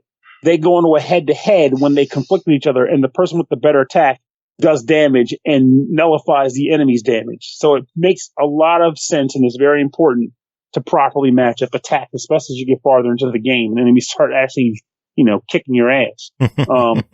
Early on, they kind of bring you in on a soft note just to kind of get you used to things and all that. So, but yeah, this game is a lot of fun to me. It is pretty much the Pokemon of Monster Hunter games, and that's not a bad thing because as I mentioned way back when on my Nexamon review, Pokemon shouldn't be the sole de facto game for monster battling titles. No. And there's nothing wrong with having more variety in the genre. And I feel like this carves its own unique and pleasant niche in that aspect of things. And I definitely like Monster Genies better than freaking Pokemon IV. So there's that. And if people haven't really gotten into the Monster Hunter series, this might be a way for them to get into the franchise through a different genre. Absolutely, because for those, I think Tim mentioned earlier how he tried to get into Monster Hunter and didn't like it. So Monster Hunter normal games, the narrative generally falls around, hey, you're in town, here's this quest board, you take the quest, eat a big meal, and then go to random environment to hunt monster, kill it, and get reward, right? So obviously the formula works for a lot of people, but I could totally understand why it would not work for a lot of other people too. Whereas with this game, it's narrative driven and you're exploring an actual open world in that sense. So it's not going to place where your only real goal is to find the monster and kill it. You're actually exploring the map, looking for treasure, looking for items, fighting monsters, leveling up, doing all the JRPG things that generally propel a person to play through those games as opposed to just trying to get better gear from, carved up animals. Yeah. Though you do get better gear from carved up animals. But what are you going to do? But all in all, I think this game is really cool. I like it a lot. I actually like it more than I thought. In fact, the only gripe I had, which again is small potatoes, is that I wish you could have more than one of your monsters out battling at one time. But in Max, you end up with your character, one of your monsters out, and then a battle party buddy, and then their monster out. Though you don't get to choose what actions they take. They do what they want to do. So, but it's still a lot of fun. I still think the game is great. And $60 on it. What is your verdict? I think it's a legit recommendation. It's a good freaking game. And I'm glad I own it twice. Why do you own it twice? So when the review came through, I had already bought it for the Switch. And I already intended to play around with it because I wanted to play and see what all the hubbub was about. But when the review came, I was like, all right, yes, I'll take the review and then take my copy back to the store because I really don't need it anymore. Try to take the game back. They flagged it and said that they couldn't take the game back because the claim was that people have been opening cases, removing carts, resealing them and bringing them back, or in some cases, wiping the data somehow while the cart's still in the case. I don't know how they're doing that, but that's what they claim. That's what the person told me. And rather than make a big scene about it at the store, I didn't want to give the person grief because she could have just been telling me that just to not have me push against the fact that the machine flagged red and was like, call somebody up. I was like, whatever, I don't care. I'm going to go and just call customer service instead and figure it out with them. But that's also why, like, when Jacob was like, you should bring this up with Kotaku or something, I was like, I don't want to make this a big deal. Look, I got what I wanted out of the deal in the end. They could have been very well lying to me because I never got a full response as to what actually happened there. I just know I won in the end. So I can't complain. Because they refunded me the money, but they didn't take the game back. So I got a full refund and I kept the game. But I genuinely question the validity of, we can't take games back anymore because of this thing. I do know it's happened. I've had people tell me that they've experienced that exact thing at Target where they bought something, gotten home with it, and realized the game or item was removed from the case. Yeah, I've been there before. Yep, I had a story. Yeah, Let's hear it, Tim. Oh, this was like fucking 20 years ago because I was buying a DVD copy of The Mummy Returns, so that dates it pretty elegantly. And yeah, I got this would have been my sophomore year of college, and I put the DVD in my DVD player. It's not working. I'm like, that's freaking weird. And I look at the disc. And it looks like the print of the label on the disc looked funky, but at the very edges there was this distinct red and white pattern that I felt like I had seen before. So I stuck the disc into my computer, and sure enough, it was in fact one of the free AOL discs that Target was giving away at the time. Also heavily dating this story. So somebody had bought The Mummy Returns, grabbed 2 of those discs, printed out 2 fake labels, stuck it on the AOL discs, and then either resealed it themselves or maybe Target resealed it and gave it back to Target. And then I bought it and had to go back and be like, yeah, I definitely wasn't the one who stole these discs and replaced them with AOL discs. That was definitely someone else. And it definitely was someone else. But I had to be the one that was like, yeah, this looks real shady, but... It's always weird when you're the one who has to go, like when you get something from Redbox and it's been stolen and you just get a paper sleeve with a barcode on it and you have to report it. I haven't had that happen, but yeah, that's interesting. That's not fun. And there's something frustrating about it because, like, if you not only are you doing the dance of like, hey, I need you to return this thing, but you're also having to convince this person who doesn't know you that you are not a bad CD person. And there's something that especially irks me about people. that. Well, no, you're bad people. Yeah. I'm a good person. I'm a good person, damn it, for some reason. Anyway, the point is, I think it's ridiculous that, holy shit, that's a monster that's going to fuck my day up. So it's a buy. Yeah. It is definitely a buy. Cool. Buy this game. All right, next game to talk about tonight is called Death's Door, developed by Acid Nerve, published by Devolver Digital, released July 20th on Xbox One and Windows 10 for $19.99. Reaping souls of the dead and punching a clock might get monotonous, but it's honest work for a crow. The job gets lively when your assigned soul is stolen and you must track down a desperate thief to a realm untouched by death, where creatures grow far past their expiry and overflow with greed and power. Cole, tell us about your time with Death's Door. I'm just going to go ahead and throw this out there. I fucking love this game. Yay. I was about to say, I have a lot riding on this. And by a lot, I mean like about $19.99. I fucking love it. I don't know if everybody's aware or not, but last week I posted a hot take on Twitter that got me a lot of shit about how I felt like games that, Dark Souls, are just like you die a lot and then people go, get good, but there's actually like bad mechanics and the game is bad, and actually like beating it is just a case of throwing yourself at a brick wall enough until the wall breaks, right?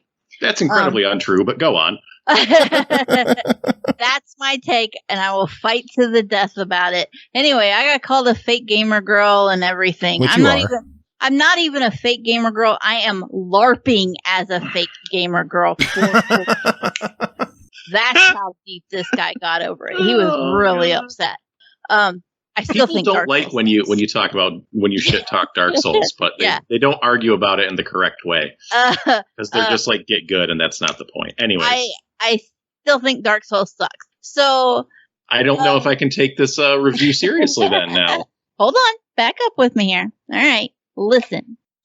Just because I don't think that Dark Souls is good doesn't mean that I don't like difficult games. I love Enter the Dungeon, Binding of Isaac. I like games that are going to push me and make me improve. But, like Dark Souls. No. But I want them to have good mechanics. See, I hate Binding of Isaac because I think it plays like shit. See, I'm fine with Isaac. I think it's great. I beat Mom and I was like, I'm good enough. But I was a little worried when I started to play Death's Door, because all of the marketing for the game is it's a Zelda-like, and not nearly enough had said, hey, by the way, it's kind of a Souls-like too. And I got to the first boss and I died. And I'm like, Jesus fucking Christ, what is wrong with me here? But then I did a little bit of grinding, bought an upgrade, and I beat the boss, and I was like, fuck yeah, I'm a queen. And that leads me to the point of saying that hard games aren't necessarily bad games. And Death's Door is hard. And as long as you know that going into it, you're going to enjoy it a lot more than if you just think that you're going to be like hacking and slashing Zelda style. I actually thought this game was a fucking roguelike, so this is all news to me. You know, the funny thing is that literally if you Google Death's Door, one of the recommended questions from Google is Death's Door a roguelike? So even Google doesn't know yet. Yeah, a lot of people think it's a roguelike. It is not. Okay. And I would argue that even though it's a Souls-like, excuse me, I have the hiccups. even though it is a Souls-like, it's a lot more forgiving than other Souls-like. You play as a crow who is assigned to reap what is known as a giant soul. Sometimes souls stick around too long, they don't get reaped for whatever reason, and then they turn demonic, and that's how you get demons. And so you're sent after this giant soul, and as you go to reap it, it gets stolen from you. This leads you down a path of trying to collect enough souls to open Death's door so that you can reset the balance in a world where souls are not being taken at a proper time. Now, I lost my train of thought that fast. Good job. Son of a fuck. So you need to reset, the balance of nature, and I don't want to say any spoilers, so I'm not going to tell you anything about Beyond Death's Door. But doing this will lead you down a path of hacking and slashing through enemies and exploring all these different parts of the world to collect these giant souls that have been stuck around for too long. So these are your major boss battles. There'll be a variety of mini bosses and other boss battle type scenarios that you'll encounter. It's a fairly open world. You can kind of go anywhere from the start. However, you do unlock different abilities as you progress through the story, and you cannot get into every area without certain abilities to open access. Like there'll be a wall that you'll need to blow up, or you may need a grappling hook to clear a gap, because you cannot jump. You can dodge roll, but you cannot jump. Which is kind of funny that, it's a little crow and he can't fly. But it's okay. It is what it is. Maybe the sword is heavy. We don't know. When you get to a new area, you can unlock a door. And that door can then be used as a fast travel point to go back to the hub. When you're in the hub world, everything is very monochrome. Occasionally there'll be a little bit of spot color, but for the most part, the hub world is black and white.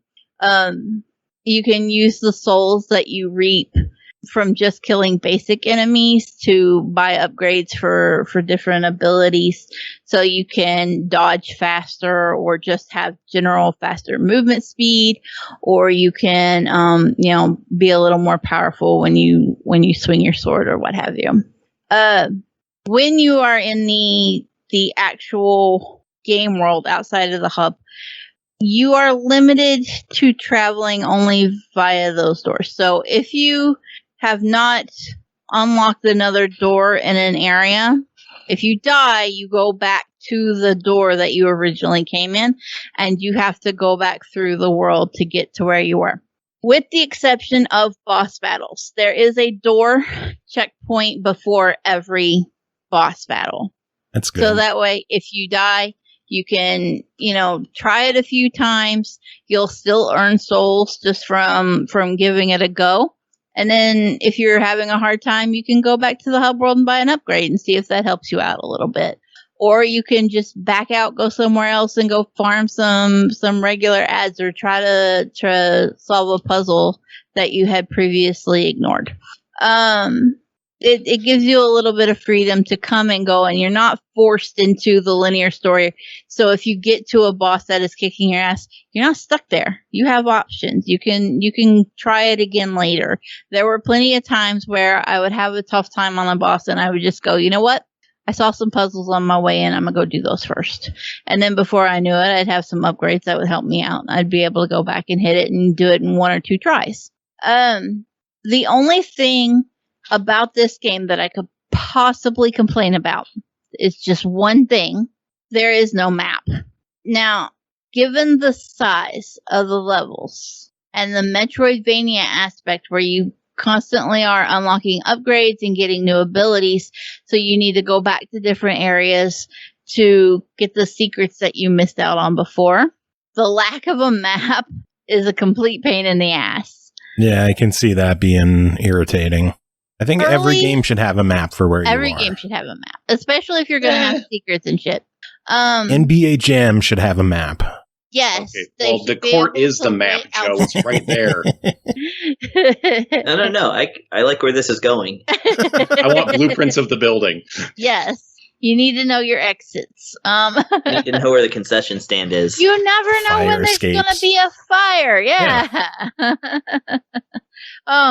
If we're going to talk realism here, but the game absolutely needs a map so that you can go back. I was playing before the achievement list was revealed, so I was just kind of like popping shit and no idea what triggered it or anything until I went back and looked at the achievement. But I have 91.7% completion in the game. And for the love of all that's holy, there's a character who gives you secrets. I don't want to give out too much information about him, but there's a character who will give you secrets and hints to where they're at. And I still have not been able to find one of them, despite getting the hint before I had even finished the second boss. I really will never find this until somebody puts a video up on YouTube of the overgrown ruins. I will not find this secret. Even once you beat the game, all the doors in the hall, in the hall of doors in the hub, if you have all the secrets there, it doesn't glow. But if you're missing a secret, it glows red.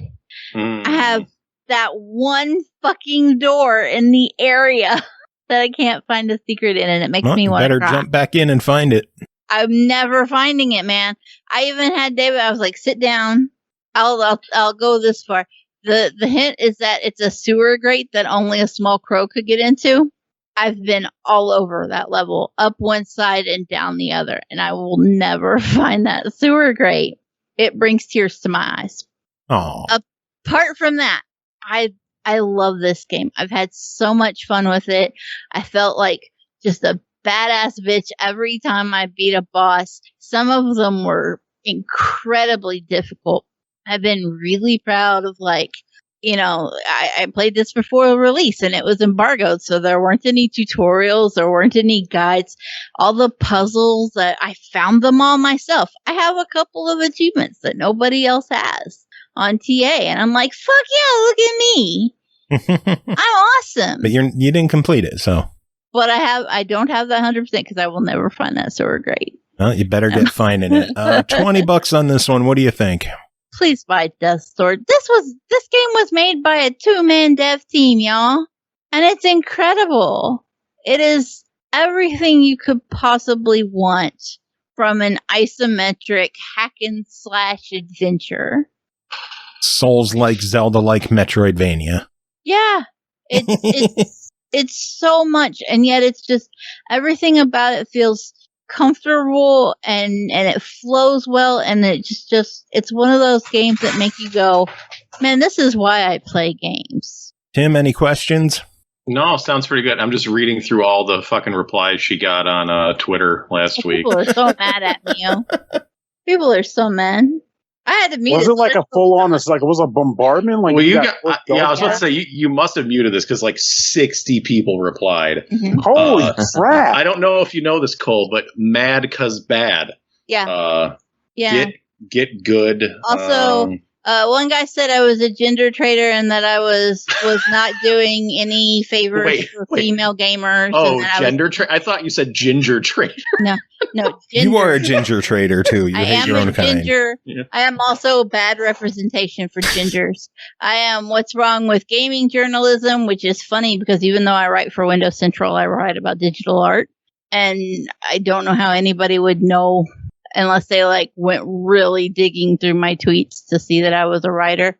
There are some people here that journalism that disagree with you on the specific point, but agree with you on the broader point. Yeah. Yeah. Also, I love that somebody was like, play Celeste. And I'm like, Celeste is literally the exact proof of what I'm saying, that game was just badly designed and it's possible to do difficult. Okay, wow. That is a fiery take for some people. Wait, did I hear that right? You're the first person I've met that thought Celeste was poorly designed? No. Celeste is an example of a good design, even though it's hard. Okay. Oh, I totally heard that wrong. Yeah, me too. You didn't explain that wrong. I'm sorry. For a second, everyone thought you were shit-talking Celeste. I have played Celeste, and Celeste is good. That's the thing. Like, you can have hard and be good. But also, like, Celeste is the prime example of a difficult game where they have a, like, easy mode in it. Yeah. So, and Celeste it doesn't not ruin even just have easy the difficulty. Mode. It has full-on invincibility. Yeah. And it, I mean, accessibility options, I don't feel like it's something to complain about in Death's Door, even though there's no accessibility, there's no difficulty slider or anything.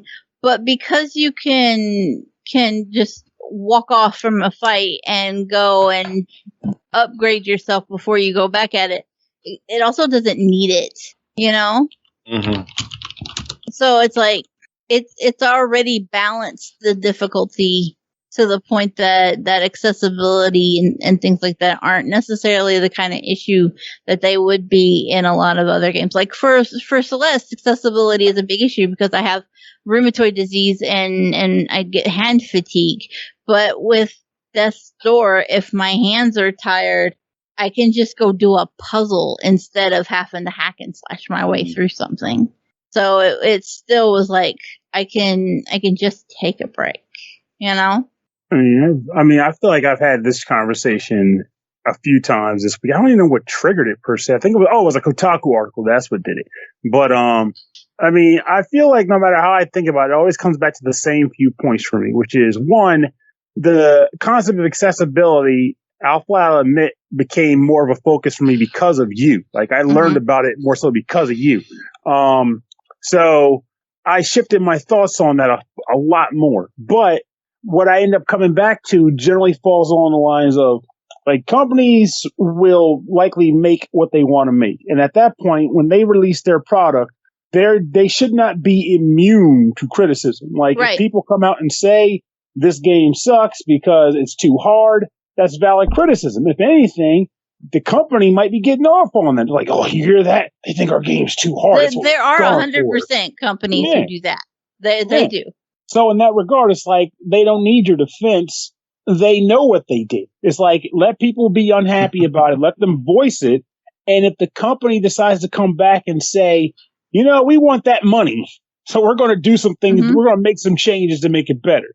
Second point is, when I think about, you know, difficult in Dark Souls or difficult in Psychonauts or whatever, I don't think of it from the perspective of what people like to say is the gatekeeping concept, as in, if you can't, you can't, that's on you. Now, with that said, though, my concern has and generally boils down to the design of the game. So if you were to say, how do we make this game easy? Okay, well, we'll give you an option to make your character invincible, or you'll do more damage and the enemies do less. Like, those are switch toggles. That's easy peasy stuff for them to program and do. It doesn't really harm the design of the game as far as, like, designing dungeon layouts or enemy attack patterns or anything like that. It's literally saying, flip a switch, you do more damage and they do less. Like, that kind of stuff, I'm like, I'm all for it. Put it all in there. It's great. I mean, people don't have to use those features, and it doesn't ruin the game for those who choose not to. Now, my concern generally comes in for something like, if they design a game and they're like, okay, we want to put a bunch of fiendish traps and enemies that do these crazy cool things and stuff that by design of the product is challenging and difficult. Things that aren't as easy to fix by putting a dip switch in or something like that. Those are the cases where I'm like, that's the game's designed by core concept. Just let it be. Like, they're going to do what they're going to do there. And in that regard, if a person can't surmount that challenge of it all, that's fine. But again, they could throw like an invincibility toggle or something like that in there for folks, and they can beat their head against the crazy attack patterns or whatever, because the scales have been tipped a little bit more in their favor because I'm going to flip the tangent toggle and get back. Yeah, geez, he went off. To next game to talk about is Mushihimesama, developed by Cave Interactive, published by Livewire, released June 15th on the Switch for $19.99, a vertical scrolling bullet hell shooter set in a beautiful fantasy world. Tim, tell us about your time. I'm not even going to try saying it again. Yeah, I was about to say, what the fuck did you call this game? Mushihimesama? Mushihimesama. Mushihimesama. Mushihimesama. Mushihimesama. There you go. Yeah. You just gotta that's I took a Japanese class in college for one semester. So. But the one thing I remember from it, and I did not do well, it turns out whatever, I don't need to get into the whole thing here. But anyways, is that when you pronounce Japanese words, it's we have a tendency when we're speaking English, our voices go up and down and over the course of word, but when you say Japanese words, it's much more flat. Mushihimesama. Just right through that. Mushihimesama. Hey, tangents! This is relevant, Pernell. And Nonsense! I cut myself off. Anyways. By the way, I'm not talking about traps. Literally translates to Bug Princess, so you could just call it that. Okay, so Bug Princess. Tim, tell us about Bug Princess. Bug Princess. Oh, man. Wow. What a review this is going to be. So they ported one of the best cave shooters of all time to the Switch. And it's still one of the best cave shooters of all time. So I was introduced to this game, I think, at a MagFest 15 years ago, and I imported Mushihimesama Futari, the sequel for Xbox 360. So I'm a bit of a fan. I am down with the Bug Princess, and really, really, what makes the game stand out? This is a bullet hell game. On the kind of initial original base difficulty, it's not that. I mean, it's hard. I'm not going to say it's not hard, but it's definitely more playable than a lot of bullet hell games I've played. I think it's just the design of the waves of enemies and the shots, and partially because your hitbox on your eponymous Bug Princess is pinprick small, so it's a lot easier to navigate through bullet clouds than it is in some other games. Literally, there was one run I had, and I'm just did I accidentally turn on invincibility? Because I feel like I should be dying and I'm not. And it's no, I was just doing a good job because the little hitbox was that small on your ship. But the whole theme of the game, where it's most shooters, I feel fall into one of two camps, where it's magical girl or futuristic spaceship. And this is kind of a little magical, but it's all bugs. And there's something that's really fun and entertaining about it that I can't quite put my finger on. And I don't know if anybody really can. It's just it's a really cool theme with cool levels and cool enemies. All the enemies are bugs, bugs crawling on the ground, big, large wasp bug things flying out, praying mantises, clinging to the sides of cliffs. It's all just very fun and appealing to the eyes and cool to shoot and blow these bugs up and turn them into shiny, shiny metals. It's just a lot of fun in that, right? A lot of enjoyable. It's very enjoyable just to be kind of in the setting.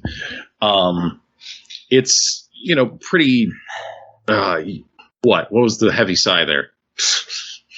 Anyways. Oh, I didn't realize I was not muted. Oh my God, you breathe so heavy. You got problems? No, I was actually belching under my breath. Oh, wow. It got out.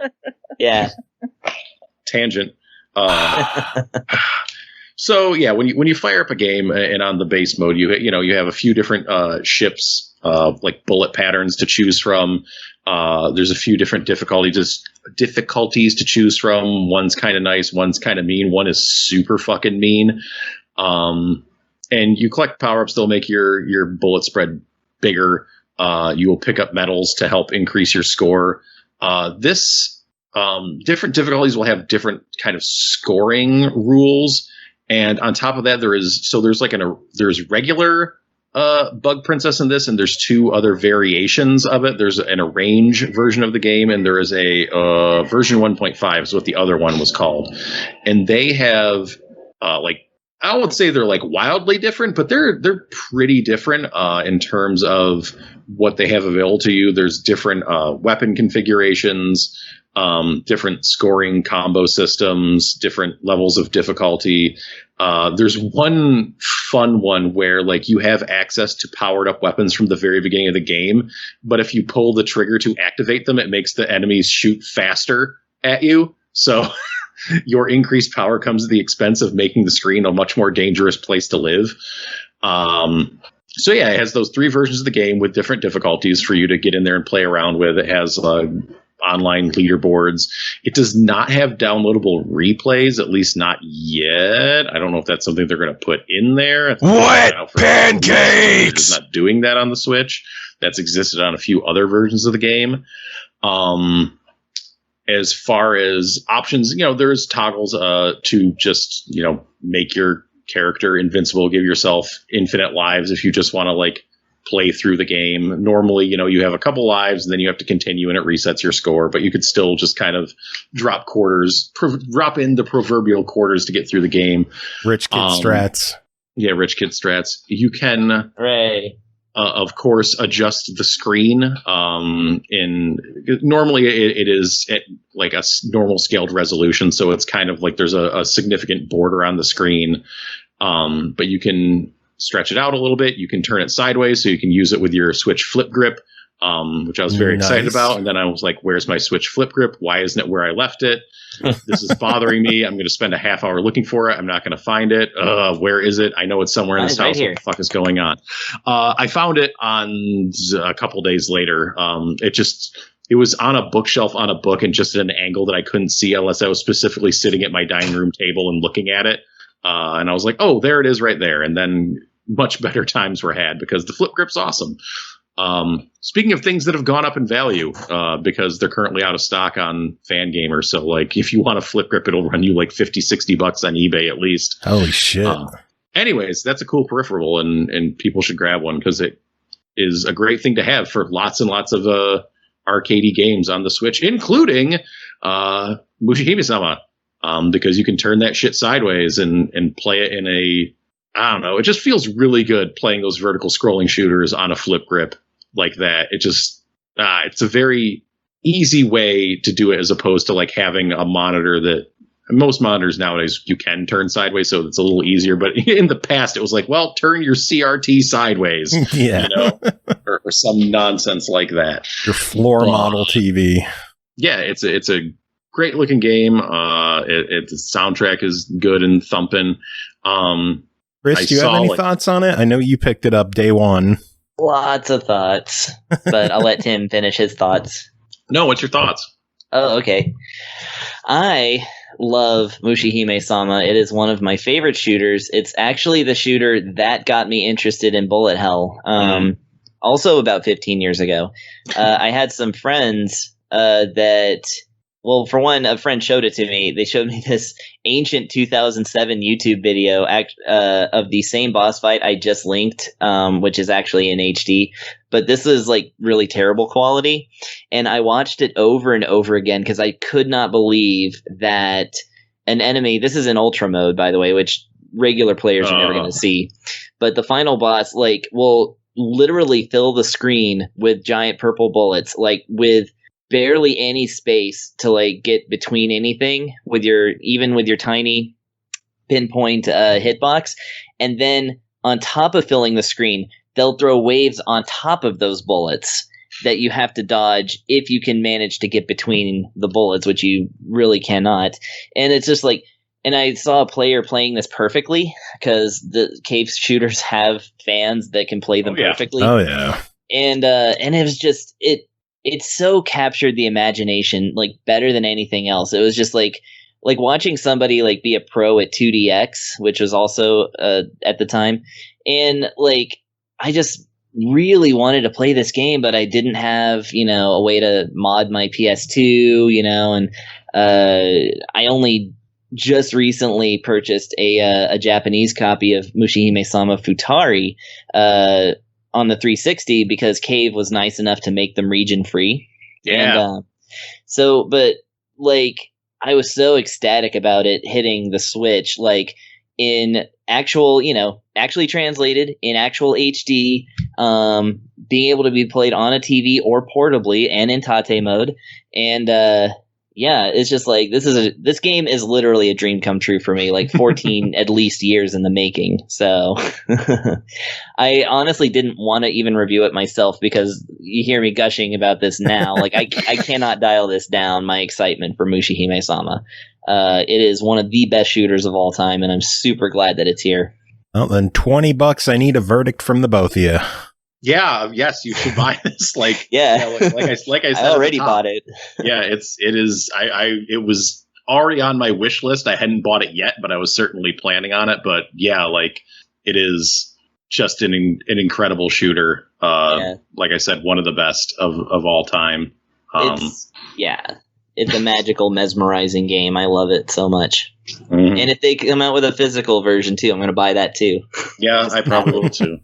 Yeah, I'll get Futari over here on the Switch as well. Yeah, and other cave shooters too. Sure. Yeah, bring them all over. Yeah, bring them. Yeah. Bring all of them. Bring them everywhere too. Don't just leave them on the Switch. Bring them to PlayStation. Bring them to Xbox. The Switch is already becoming one of the best shmup systems in modern times. So, I mean, just keep them coming. We'll keep buying them. Yeah. You know what else keeps coming to the Switch? Super NES games to the online service. Some breaking news. Oh, I love it. I'm so breaking news. 3 games are being added to the Super Nintendo lineup. I won't even look. You just tell me. I'm just going to read my tweet out loud whenever you talk about them. No. I don't know yet, so surprise me. Okay. All right. First one, Claymates. All right. Okay. Second, play in the house. Jelly Boy. I'm sorry, what? Jelly Boy. Jelly Boy. In this platforming game, originally released exclusively in Europe in '95, you are Jelly Boy, candy given the spark of life by the power of lightning. All right, I'm into it. And then, or as they call it in Japan, Jerry Boy. Jerry Boy. I'm not even kidding. Like, it's called Jerry Boy. In the and I think in the US it came out as Smart Ball. Oh, it's Smart Ball? I played Smart Ball. I think it's Smart Ball. I could be wrong. I'm going to look at Jelly Boy. No, oh my God, this guy, that is a naked man. What? He looks like a chewing gum given shape. That is disgusting. It is not Smart Ball. No, this is something far worse. Oh, this is a nightmare. This makes me uncomfortable. Okay. Oh my God, why does he do that? Holy crap. I can't. This doesn't look appropriate for children. What the fuck? Oh my God. His stomach punches people. Rated M for mature. Or, or it's his jelly boner. Dick punching. He is definitely dick punching. Shit. What the fuck is that game? So Jelly Boy is joining, and then the third game is Bomboozle. Also known as Kablooey. Okay, yeah. And I'm sure about that one. Oh yeah, I remember. That was like a launch game? It was very early, and it was from Kemco. Yeah, it came out alongside Lagoon, I think. Oh geez. Okay. Yeah, that is, and no NES game in this lineup? Nope, fuck you. Oh man, the mentions on that tweet have got to be amazing. Oh man, so Claymates, Jelly Boy, and Bomboozle joining the SNES Online lineup. So what I July tweeted, 28th. What I tweeted about this, and to date it's still my only thought. I said, anyways, I like to call this collection Blockbuster didn't have the one I wanted. That is very accurate. Usually I am pretty forgiving of their the games they add because I enjoy the weird offbeat stuff, but man, this was not Final Fantasy 3, Chrono Trigger, and Earthbound. No, you need one anchor in there, maybe that's Claymates, I guess. Holding down the fort. I'm trying to remember if I'm pretty sure I did rent Claymates at some point. Pretty sure. Oh Lord. All right. Well, that is it for you, Tim. I guess we will let you get going. Yeah. Sounds good. All right. Good stuff. Do you have any final words before we let you go? No, I'm not gonna poke the Dark Souls bear. I'm just going to go to bed. All right. Good night. Later's next game to talk about is called Batbarian Testament of the Primordials, developed by Unspeakable Pixels, published by Dangen Entertainment, released July 15th on Xbox One and PS4 for $19.99. Batbarian Testament of the Primordials is a snarky action-adventure puzzle game with a good dose of humor. Explore hundreds of secret-filled rooms, fight big bosses, gather companions for your party, and use the powers of Pip, your bat buddy, to solve puzzles and escape the abyss. Pernell, tell us about your time with Batbarian Testament of the Primordials. Well, Batbarian starts off in earnest with your main character that you choose at the beginning, either a male or female barbarian, being tossed into a deep, dark cave.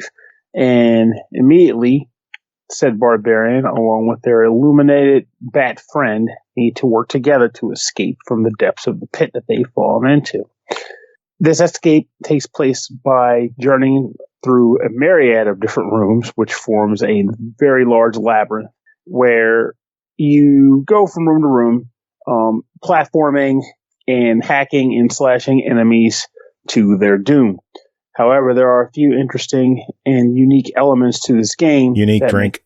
Stand out from, I guess, the norm of this genre of gameplay, which is that the bat friend is used to great effect. By default, when you first come in, the bat is an illuminated bat, very bright. The cave you are in is very dark. So when you set the brightness setting in this game, it's for a very good reason, because you are meant to not be able to see a lot of what you're doing. So what happens is you have like a light radius around your character, and the bat has a light radius around itself. When you throw, there's like a specific berry that you can throw, which is essentially the bat's favorite food. And when you throw the fruit, the bat will go towards where the fruit lands, and thereby dragging the light with it, which means you'll be using the bat to see your way around the cave and all the dark rooms that are possessed within it. So it's an interesting take on the game, because you can't necessarily just like blitz through the stuff. You have to actually work hard at properly manipulating the bat to get around and do things. Second aspect of this game I think is pretty interesting and unique is that it is a very challenging game for this genre of game. Like, it's not easy at all. The platforming that they put in here is legitimately meant to throw a lot of players off, and you will die a fair bit of times here. Though none of the deaths feel particularly cheap, and I do feel as though the reward for pulling it off is is worth its weight in gold, because it's kind of fun to go around discovering things in this game and, you know, unlocking secrets and new items or finding items, which the game wants to emphasize that too, because the experience system in this game rewards you for finding those secrets and treasure chests that are hidden and out of the beaten path. Because whenever you find a secret room or secret item, you gain experience points for it. You may well get experience from killing enemies too, but I honestly have no idea, because they don't give you a number indicating that. But whenever you find a secret, you get experience points. And after a certain amount of experience, you level up. And when you level up, you have 3 stats you can level up: strength, defense, and awareness. And you can level up 3 of them per level, done by way of a sort of roulette machine. That's not hard to time, mind you, but it's a roulette machine that you stop and determines if you get a stat bump in certain things. Now, as you're exploring this dungeon, there are general upgrades you'll come across here and there, you know, boots for sprinting and gems for trading. You also find additional berries which you can use to manipulate the bat in different ways. Like there's one berry that you can throw where it sticks to a surface and the bat hates it so much it just slams into it, destroys whatever it lands on. So it's good for destroying blocks that you can't aim at. And there's also one where it'll stick to the wall. So if you need the light to stay in an environment for a certain period of time, the bat will hang out there nibbling on the fruit while you do what you got to do. And the light will do all kinds of cool stuff aside from just the usual lighting a path. Sometimes it triggers switches. Sometimes it freaks monsters out. Sometimes it freezes monsters so you can actually use them as platforms, etc., freaking etc. And later on, you'll eventually get new auras, which the bat can use to do other things, elemental things like burn objects or freeze things. So that'll be pretty cool. And the last thing you can two things you can generally find in the game are party members, quote unquote. every once in a while you'll come across a person who will tag along with you in the dungeon. That person has an ability that they can activate by pressing the Y button as long as they have the energy to do so. If they don't, you kill a few enemies until you charge it back up, and boom, they can do it again.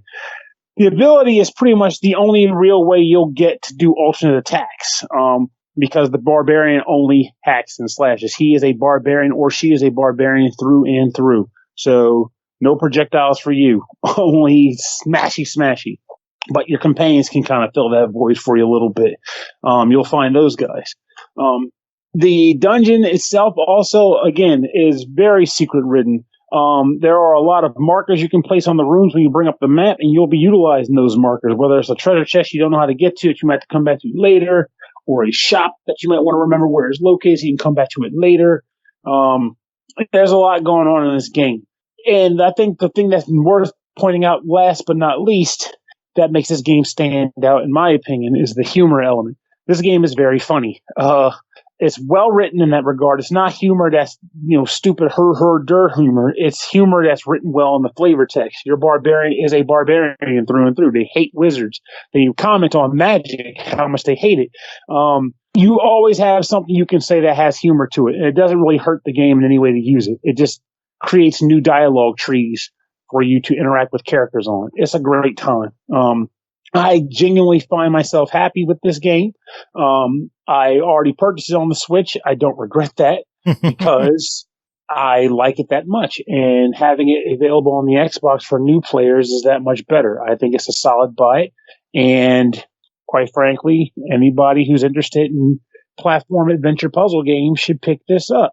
It is not a Metroidvania. I want to point out that absolutely everyone should, because if you're worried about the difficulty in the game, or if you're worried about the darkness of the game, there are assists that you can enable. And to my knowledge, it doesn't affect achievements at all, because I've been unlocking achievements. They have assists to increase the ambient light, for slow motion aiming, for boosted experience, boosted attack and defense. So if you're worried about the difficulty playing this game, there are plenty of assists to make it easier and more manageable to get into. A whole bunch that you could select, pick and choose. It's really cool that they went that extra mile. Exactly. I think this is a very good example of what, wish I had this conversation during this review. This is a good example of the toggle switch option that we were talking about before, in that the game is genuinely challenging if you don't use the assists by design. With that said, though, if you do use the assists, the game itself doesn't change. It just takes concessions to make it more accessible for you, the player. Yeah. And people who want to continue playing it as it is are in no way impacted by those things being available in the game for people to use. Yeah, good thing we use that tangent on another. Just scroll back like 20 minutes and you'll find it. But next game to talk about is called Indigo 7 Quest of Love, developed and published by Dolores Entertainment, released July 8th on Xbox One for $14.99. Easy to learn, hard to master, Indigo 7 is a fast-paced multiplayer puzzle game for up to 4 players with a cool single-player story mode. Bull, tell us about it. I can tell you that I have never, ever played or seen or read Scott Pilgrim versus the World. But as soon as I loaded this up, I realized that this is basically a poor man's Scott Pilgrim. Oh, God.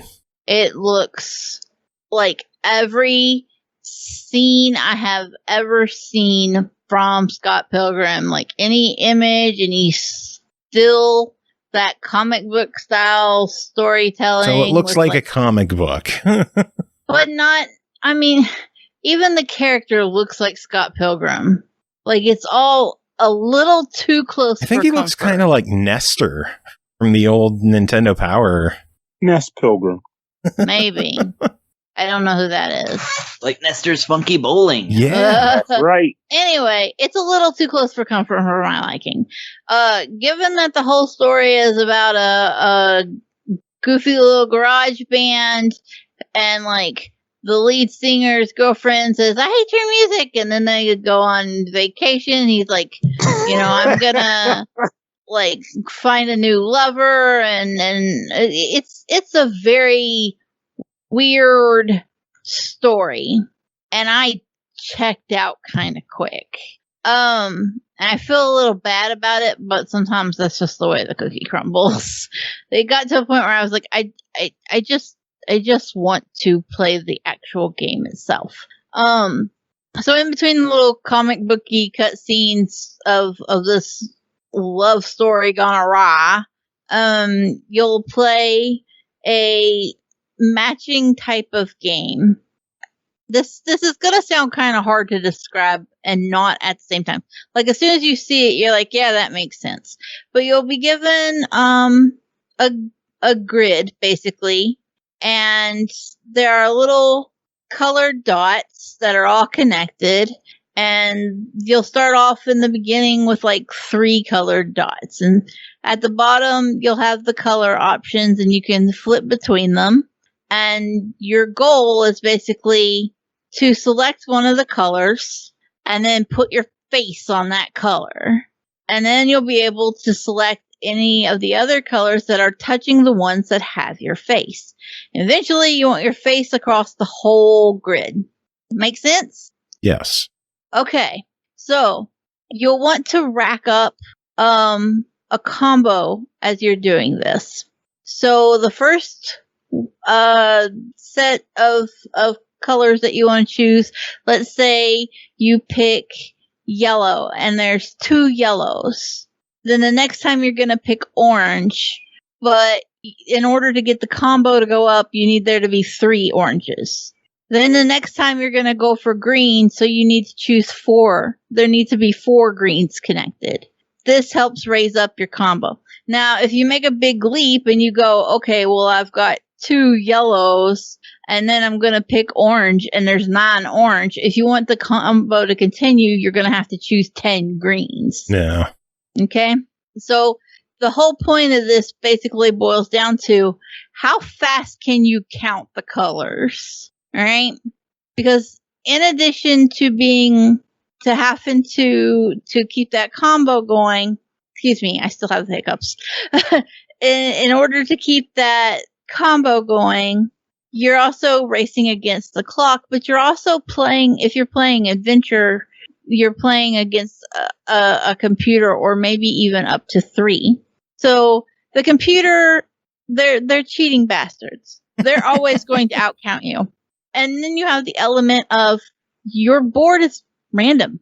And I don't know if the devs mean for there to be levels that are unbeatable, but there are 100% circumstances where you get a board where it is not possible to actually clear it within the number of moves you're given and the time limit. And then to top it off, sometimes if the computer clears theirs before you use up all your moves, it doesn't matter. It's time over. You don't get to continue using your moves. It's just the computer may knock out 10 moves and you may have only used 5, but they cleared first, so you don't get to keep going. So whatever score you rack up, that's that. Then that insult to injury, there were times where I won all 5 rounds only to come in 4th place and still lose. How? Because the computer would rack up higher combos than me, so that it would have more points. Because it could do it more quickly than I could. So it was racking up these giant combos, whereas I was trying to just completely take over the board within the number of allowable moves, and before the computer could end the game on me. But the computer had racked up high enough combos that even though I won all 5 rounds, I would come in last place and lose. That's not fair. No. That is unbalanced, and that means your game needs some work. I like the actual gameplay concept, and they did some really interesting twists to it. Sometimes you have unlimited moves. Sometimes you have unlimited timers.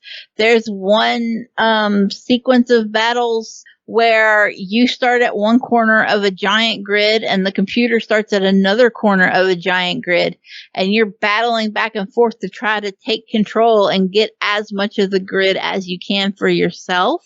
And it doesn't end until the entire grid is covered. But if the computer is one color, that disables a color for you and vice versa. That's a really cool concept, and it was really done well, but you would still just lose because the computer is always going to be able to math it out faster than you. So the actual gameplay falls apart because the computer balance is off. You just can't keep up with it. Nah. And I say that even though I made it through the first 4 acts of the game, I just got tired of fighting with it and haven't even finished Act 5 yet. There's 5 acts to the story, and that's fine.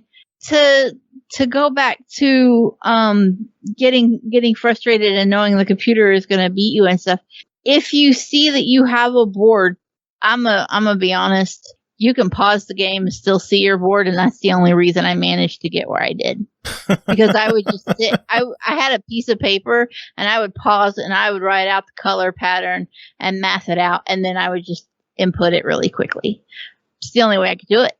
Now, if you see that you have a board that you're not going to be able to complete, and that happened. There were times where even with mathing it out, I couldn't, while the game was paused, had a piece of paper, planning it out, and I would still see that it was not possible to beat that board within the set number of moves I had. So you can't just press a button to restart. There is no quick restart. You have to go all the way back out to the main menu and reselect the act and reselect the chapter and do it again. I guess that kind of makes sense because it has to reload everything. I don't see why they couldn't just do a start. I don't know. I didn't develop the game, so. Yeah, that's why I hate commenting on stuff like that because I don't know how difficult it would be. I know, but if I were going to request anything to make this game improved, Quick Start is going to be at the top of the list. Yeah, right alongside of better CPU balancing because the computers are cheating. There's just no. It shouldn't be to a point where I have to pause your game and plan out my moves in advance before I can continue. That shouldn't be. You should never have an instance where somebody wins 5 times in a row and still loses. Yeah. Well, $15 on it. What do you think? I'm gonna go with a try it, just because the concept is cool and I think the idea is there. I even love one of the characters is very verbally bisexual, and I shout out to that. Like that's great. Character representation is decent. It's just that, man, it really just needs some balance and some quality of life improvements to be a better game. Pernell, any questions? I know you were interested in this one. Pernell died. Not really. No. Yeah, I'm good. No, I honestly don't have any. I'm just I'm anxious because I actually bought it on a whim, thinking, it might be on the level. But you always listen to me before you buy something on a whim. I bought it too because it was on sale. Target ain't taking it back. Well, that's a relief because if they actually took this back, there'd be some exploitations to be made. You take back digital purchases, shit. But yeah, on the positive, it was cheap enough. It's not going to harm me to give it a shot. But because it reminded me of an old game I had called Get Colonies, where you captured balls by stepping next to them, and you link the colors together and all that. Yeah. I was like, this could be cool. But the idea itself is there. It's just that quality of life and balance are important too. Yeah, that's true. Because I know there are more than a few games out there where, due to the idea that it's just a matter of spotting a pattern and selecting it, AI can generally just mop the floor with human players. Mm-hmm. So making the right balance there is not easy. Or there's games like Puzzle Quest where the computer actively knows the pieces that are coming down and cheats. Yeah. Oh yeah. Fuckers. That's a pain in the ass. Anyway, next game to talk about is called Within the Blade, developed by Ametist Studio, published by Ratalaika Games, released July 16th for $10.99.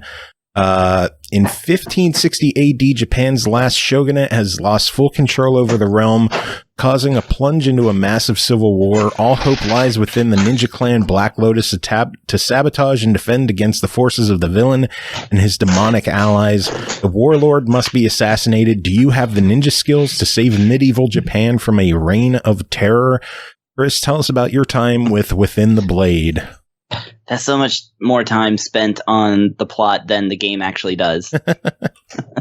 No, they do actually have an unskippable cutscene going into the game when you start a new one. So you can definitely there's a bad guy. You gotta go kill him. You're a ninja. That's what they do.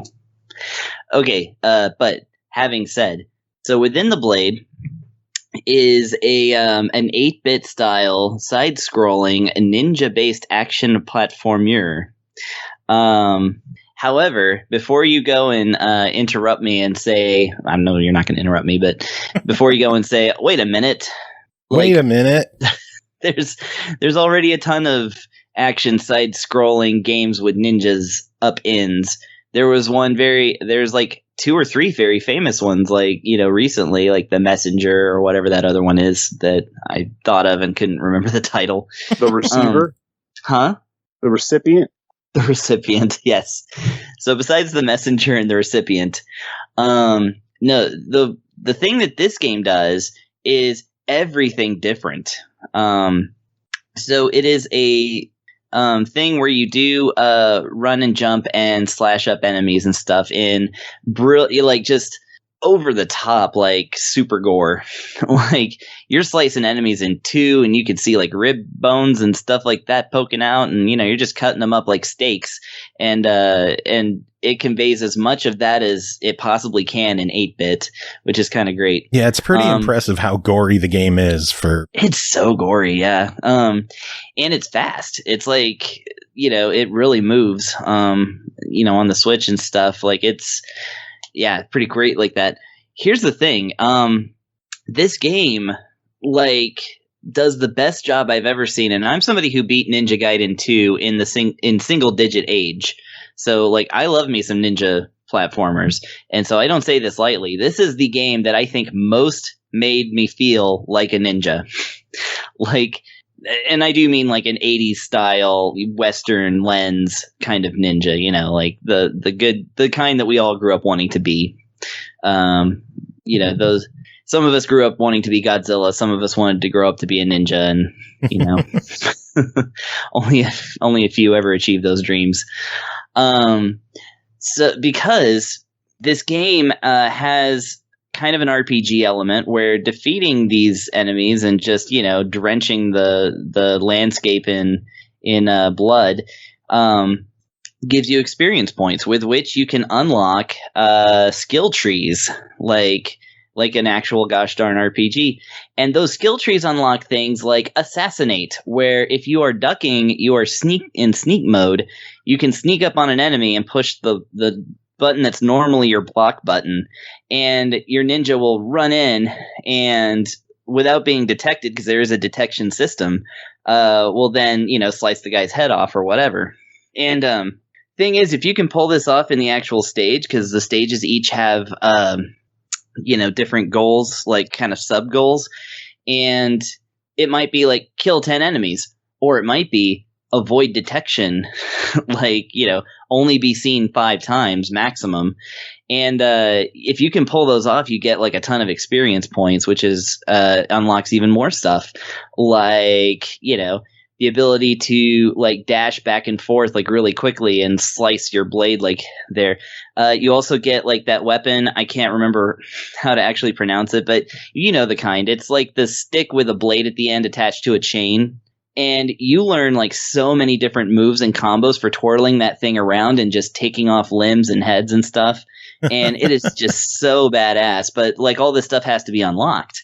You also get, I'm not kidding, like 6 different projectile style weapons that you can just switch between. Like, the throwing knives, the ninja stars, the smoke grenades, the actual grenades, and like mines. Like, you get so much cool stuff in this game. And yeah, it's just really hype because like they just, pile in all these dudes and like they put them in just the right spot where you can like try and sneak up on all of them or like take them out from a distance. Like there's so many creative ways that you can like murder everybody. So, and all this against a really good, like, nice pounding 8-bit soundtrack. So that's all the good stuff. And one more good stuff. So, of course, you start the game with a double jump. Why wouldn't you? But you also get a running on the wall kind of third jump. So if you double jump towards a wall and then like push the kind of up and diagonal towards the wall, he'll just go and like run the rest of the way up the wall, like up to a certain distance. And if you do that and you're not up at the top of the thing, then he'll just kind of launch himself in the other direction. And then you can like, if there's another wall there, then you can run up that and then jump across and all kinds of cool, like acrobatic stuff. So my complaints are minimal, but it bears saying that there are a couple. One, I mentioned that dash. There's a lot of special moves in this game that require dashing, but the game is also a platformer, so you can end up very often, if you're not well practiced at a particular stage, dashing, let's say, and ending up Wile E. Coyote style in the middle of the air over some spikes. And there's not really much you can do at that point. So there is a strategy to your seemingly bottomless well of cool ninja power. You got to make sure that you don't end up flinging yourself all over the place, which can happen. But in that sense, I'm kind of like okay with it because, like a real ninja, you actually have to train yourself on how to use these skills. There's a certain element of get good at this thing. And that's, of course, on easy difficulty. There's 2 more difficulties above that, where there's plenty more getting good to do, especially once you start getting to the bosses. They're large and very, very aggressive. Which, by the way, there's 25 stages in this game, and then 23 bonus stages. So that's a lot of stages. There's a lot of stages. Yeah, the 23 are optional. I haven't gotten to them yet, but I saw that they were there. And apparently they are like ultra hard. So it's kind of exciting. The other kind of thing about it that I was going to say, and I'm stalling for time. Oh, yeah, I remember now. Okay, so when you get to the end of a stage, it tallies up everybody that you've killed, all the times that you've been seen, and it adds and subtracts like score and money like accordingly, because you also get money because you can purchase different items. You can also purchase ingredients and recipes and actually craft stuff in this game too, which is kind of cool. There's a hub town that you actually end up in at the end of every stage. More than 200 recipes. Wow. Yeah. Lots of stuff to make and lots of characters to talk to. Most of them will sell you like a dozen recipes or so. So anyways, here's the thing. Once you're done with a stage, it adds up all that stuff, tells you your score, your extra bonus experience and stuff. At that point, you can choose to go back to town and, level yourself up, get a new skill, get some new recipes, some new items. You can also choose to just continue to the next stage. Because this is broken up into stages. It's not just one big interconnected world. It's not a Metroidvania. The other choice is to replay the stage. Now, if you replay the stage, you get to keep the experience you already got and plus whatever experience you get on the replay. However, once you go back to town or continue, that stage is done. You don't get to revisit stages. Aww. Therefore, yeah, that's my one thing where I'm like, ugh. Because I didn't really see how that was necessary. I would want to be replaying the first stage until I have all the moves I want. That's just me, and maybe they're just trying to prevent that. But yeah, once you start the game, you gotta kind of, you kind of have to figure out, do I want to replay this first stage for the 10th time, or do I want to move on and never visit it again? No. Like personally, I would have liked to be able to go back, but whatever. It's one of those things where. And that's part of it is that you have to complete a stage to go back to town to unlock skills. So, you kind of have to, you don't just get to unlock skills anytime and then be like, okay, now I'm satisfied. You kind of have to be like, well, now I have this many points. I guess I can go back and maybe that'll level me up enough. Otherwise, I have to finish this next level with what I've got. So, that's, again, minor complaints, but they do bear knowing if you're going to get into this game. But I do recommend getting into this game because it's super fun. Well, it is only $10.99. So what are your thoughts on this one?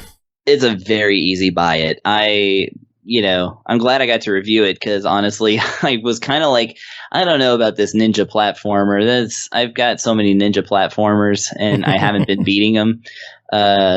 But no, I'm really glad I checked this one out. This actually does kind of stand out in the crowd, so I do recommend it. Nice. And if people are on the fence about it, there is a 20% launch discount, I believe, for another week or so, at least on Xbox. I believe on Switch as well. Not too sure about PlayStation, but you could save a couple of bucks and pick it up cheap if you want. So there you go. Yeah, get it. Go do it. Cool. Next game to talk about is called Restless Night, developed by HugePixel, published by ChiliDog Interactive, released July 16th on Xbox One for $4.99. Hordes of zombies and blood-sucking bats, dozens of deadly mutants and cannibals, reanimated maniacs and pumpkin killers. Can you handle these mobs? Cole, tell us about your time with Restless Night. I could not, in fact, handle the mobs. Did you not use the cheat code? No, there's a cheat code? Did you not know about the cheat code? No. It's a ChiliDog game. Of course there's a cheat code. Oh. Well, you know what, though? If I'd done that, it wouldn't have been a fair review. It is a genuinely difficult game. Yeah. It's not, it's a twin stick, and it is very much retro in every way. Right down to the CRT scan lines that you can't fucking turn off, and we all know how I feel about that. I don't think there's any options at all, is there? None. So I don't like poor scan lines. Yeah, that's not a good look, and I'm not a fan, and they need to let you turn that shit off.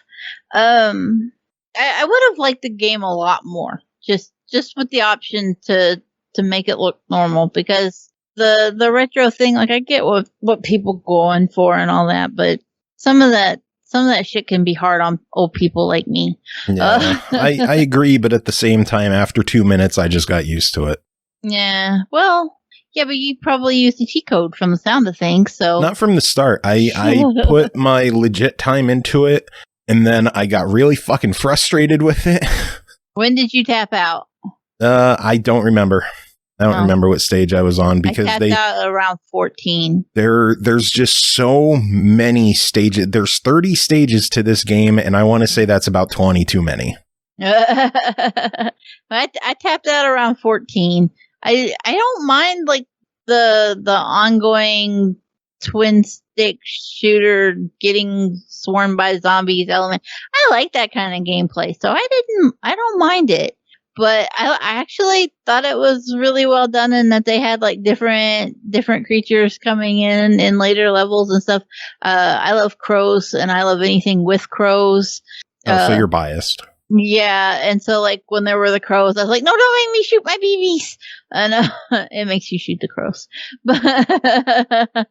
But yeah, concept-wise, I don't have any complaints. It's just execution that bothers me, because I think it is too much of a slog.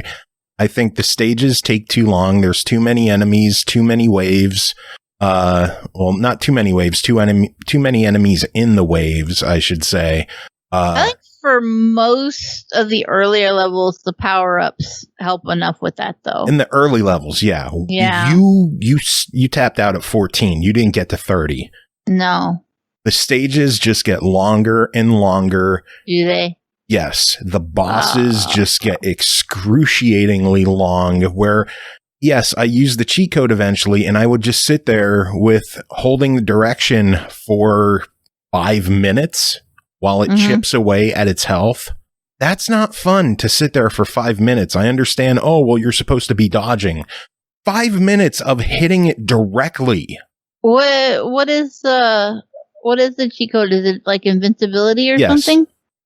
It doesn't improve your firepower, which I wish it fucking did. You need that shotgun. You need the shotgun for those later levels. And even when you have that shotgun, the bosses just take forever. Yeah, I was a fan of the rifle. They're bullet sponges. The rifle's cool, but it does reduce damage, so it takes even longer to kill things. Huh. Yeah, the laser's nice. The shotgun is the only gun that really matters in the later stages. Yeah. And if you're doing a boss fight and you don't get the power-ups and you don't get a shotgun right away, it's going to take forever. It wears out its welcome. Like I said, this is something that's fun in limited doses. The $5 price tag is perfect for it. I think it's too much of a slog, and that's with the invincibility code on. Damn. Yeah. I feel like you did a better review than I did. Yeah. But I mean, at least I gave a take without using invincibility. True. So, I mean, people are going to buy this for the achievements anyway. And I can guarantee there's going to be 50 people getting it for their achievement, because all the achievements in the game are named after community members. Yeah. Which I think is really cool. It's a nice touch. But, eventually you run the risk of something like that where somebody's going to say something racist and get canceled. that was a big risk on ChiliDog's part, but here we are. Fucking Polish people, no. And before you know it, them Zimbabweans. It's it's a risk, but hey, at least they showed they appreciate their community and their. Yeah, well, $5. What's your verdict? I'd like to see. I guess on one hand, if you could take into consideration the cheat code and be like, fuck it, why not, right? Mm-hmm. Because otherwise I would be a little more inclined to be like, yeah, it's a try it, but I don't know. I would just really like this. My biggest thing is just let me turn off them fucking scan lines. Like, I was perfectly content to like keep slogging through it without the cheat code and just taking my time and getting through, but I mean, if there's a cheat code, I guess I'll go do that later instead. Yeah, go get your 1,000. My biggest, I wish they would just throw achievements throw settings in the game. Let us adjust the volume. Please, God, let us adjust the volume. Let's turn off the scan lines. And you know what? Since it seems so vital to the game to beat it, just put invincibility as a toggle instead of having us put in a cheat code when we want to activate it. How do you do the cheat code? Up, down, up, right, left, right, Y on the title screen. You should hear a cheer. Huh. Yeah, it's the same cheat code that's in like all the ChiliDog interactive games. They have, not all of them, but most of them have a cheat code in it, and it's the same code. Now I need to go see how many of those I have. Like, I bet I've got a whole stash of them that I've just been like, why does everybody keep saying these are easy completions? Well, speaking of easy completions, the final game to talk about tonight is called MyMaitê, developed by Urântia Games or Urântia Games, published by Phoenix Reborn Games, released July 2nd on Windows 10 for $4.99, coming soon to Xbox One. Will not be a Play Anywhere title, so you will have to rebuy it, but that means separate achievement lists. Maitê is a very intelligent girl, but she lives over the moon. This is why her dad has to go there and bring her back to Earth in this 50 stages long incredible adventure. Jump over clouds, balloons, trampolines, and into special portals in order to get to the ending of this pixel art made beautiful game. Chris, tell us about your time with MyMaitê. MyMaitê. It's fun to say. Did you know Maitê is the actual first name of Michelle Rodriguez? Really? Yeah. Huh. Her real first name is Maitê. Interesting. I didn't know that. I guess. I mean, her given first name, whatever you would say. Anyways, I found that out while Googling how to pronounce it. But you're ahead of me on that one. So, okay. So MyMaitê, very simple. This is a single screen platforming puzzle game. You could, I guess, say, you are the dad and the girl is on the other side of the screen somewhere. And you basically drop down from Earth, which is right above you. It's a very tiny Earth. And then she drops down from the moon, right? And you have to jump across whatever obstacles are in your way and then get her. And then once you get her, you have to do the same in reverse. You have to jump all the way back to the Earth and then repeat 50 times or repeat 10 times if you want 1,000 gamer points. If you want the gamer score, just do 10 levels. Yeah, 10 levels.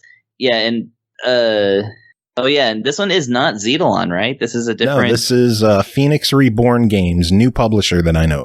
Okay, so everybody's like kind of catching on to this whole easy achievements thing, I guess, huh? I think so, and I think it's going to pay out. This is actually I think one of the more adorable games that we've seen in this line of easy achievement-ary. Oh yeah, it's much a really nicer. cute looking game. I like the visuals. Yeah, I do like the visuals. I think they're good. The soundtrack's pretty cute, a little limited. The stages are pretty okay, but here's where, like, of course, this is where this becomes a budget game here. For one, no controller support. Yeah, that was a problem. Yeah, you cannot use a controller, which I really wanted to, because I literally, due to my overly physical, like, overworking job, and also just a lifetime of having, I guess, a pinched nerve cluster or something between my shoulders, I can't do keyboard and mouse, and I can't control with a keyboard for too long. I found out that has definitely not gone away lately on my Sunday streams, because I've been playing through some old PC games that require mouse and keyboard, and yeah, it's just killing me. So yeah, that's not cool. And it's especially bad because there's only one button that you use besides the directional buttons, and that's Z to jump. Yeah. Like, it's just, and the other thing about jumping is that there's no holding down the jump button or pushing it lightly. There's only one kind of jump, no matter how you push the button. Therefore, you're kind of like, it's not like a Mario game, which has this kind of satisfying, timing your button presses precisely to where you get the exact distance that you need or whatever. Because you always get the exact same input, the exact same jump out of your input. Therefore, most of the challenge comes from the platforms being placed just too far away or just not far enough, where it just becomes frustrating because you only have that one kind of jump and you can't control it.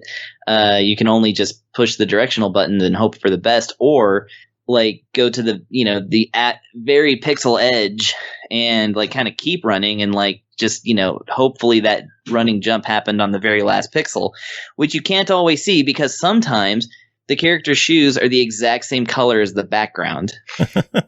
Although I don't know if this is a way for them to fix that, but like he also kicks up white clouds.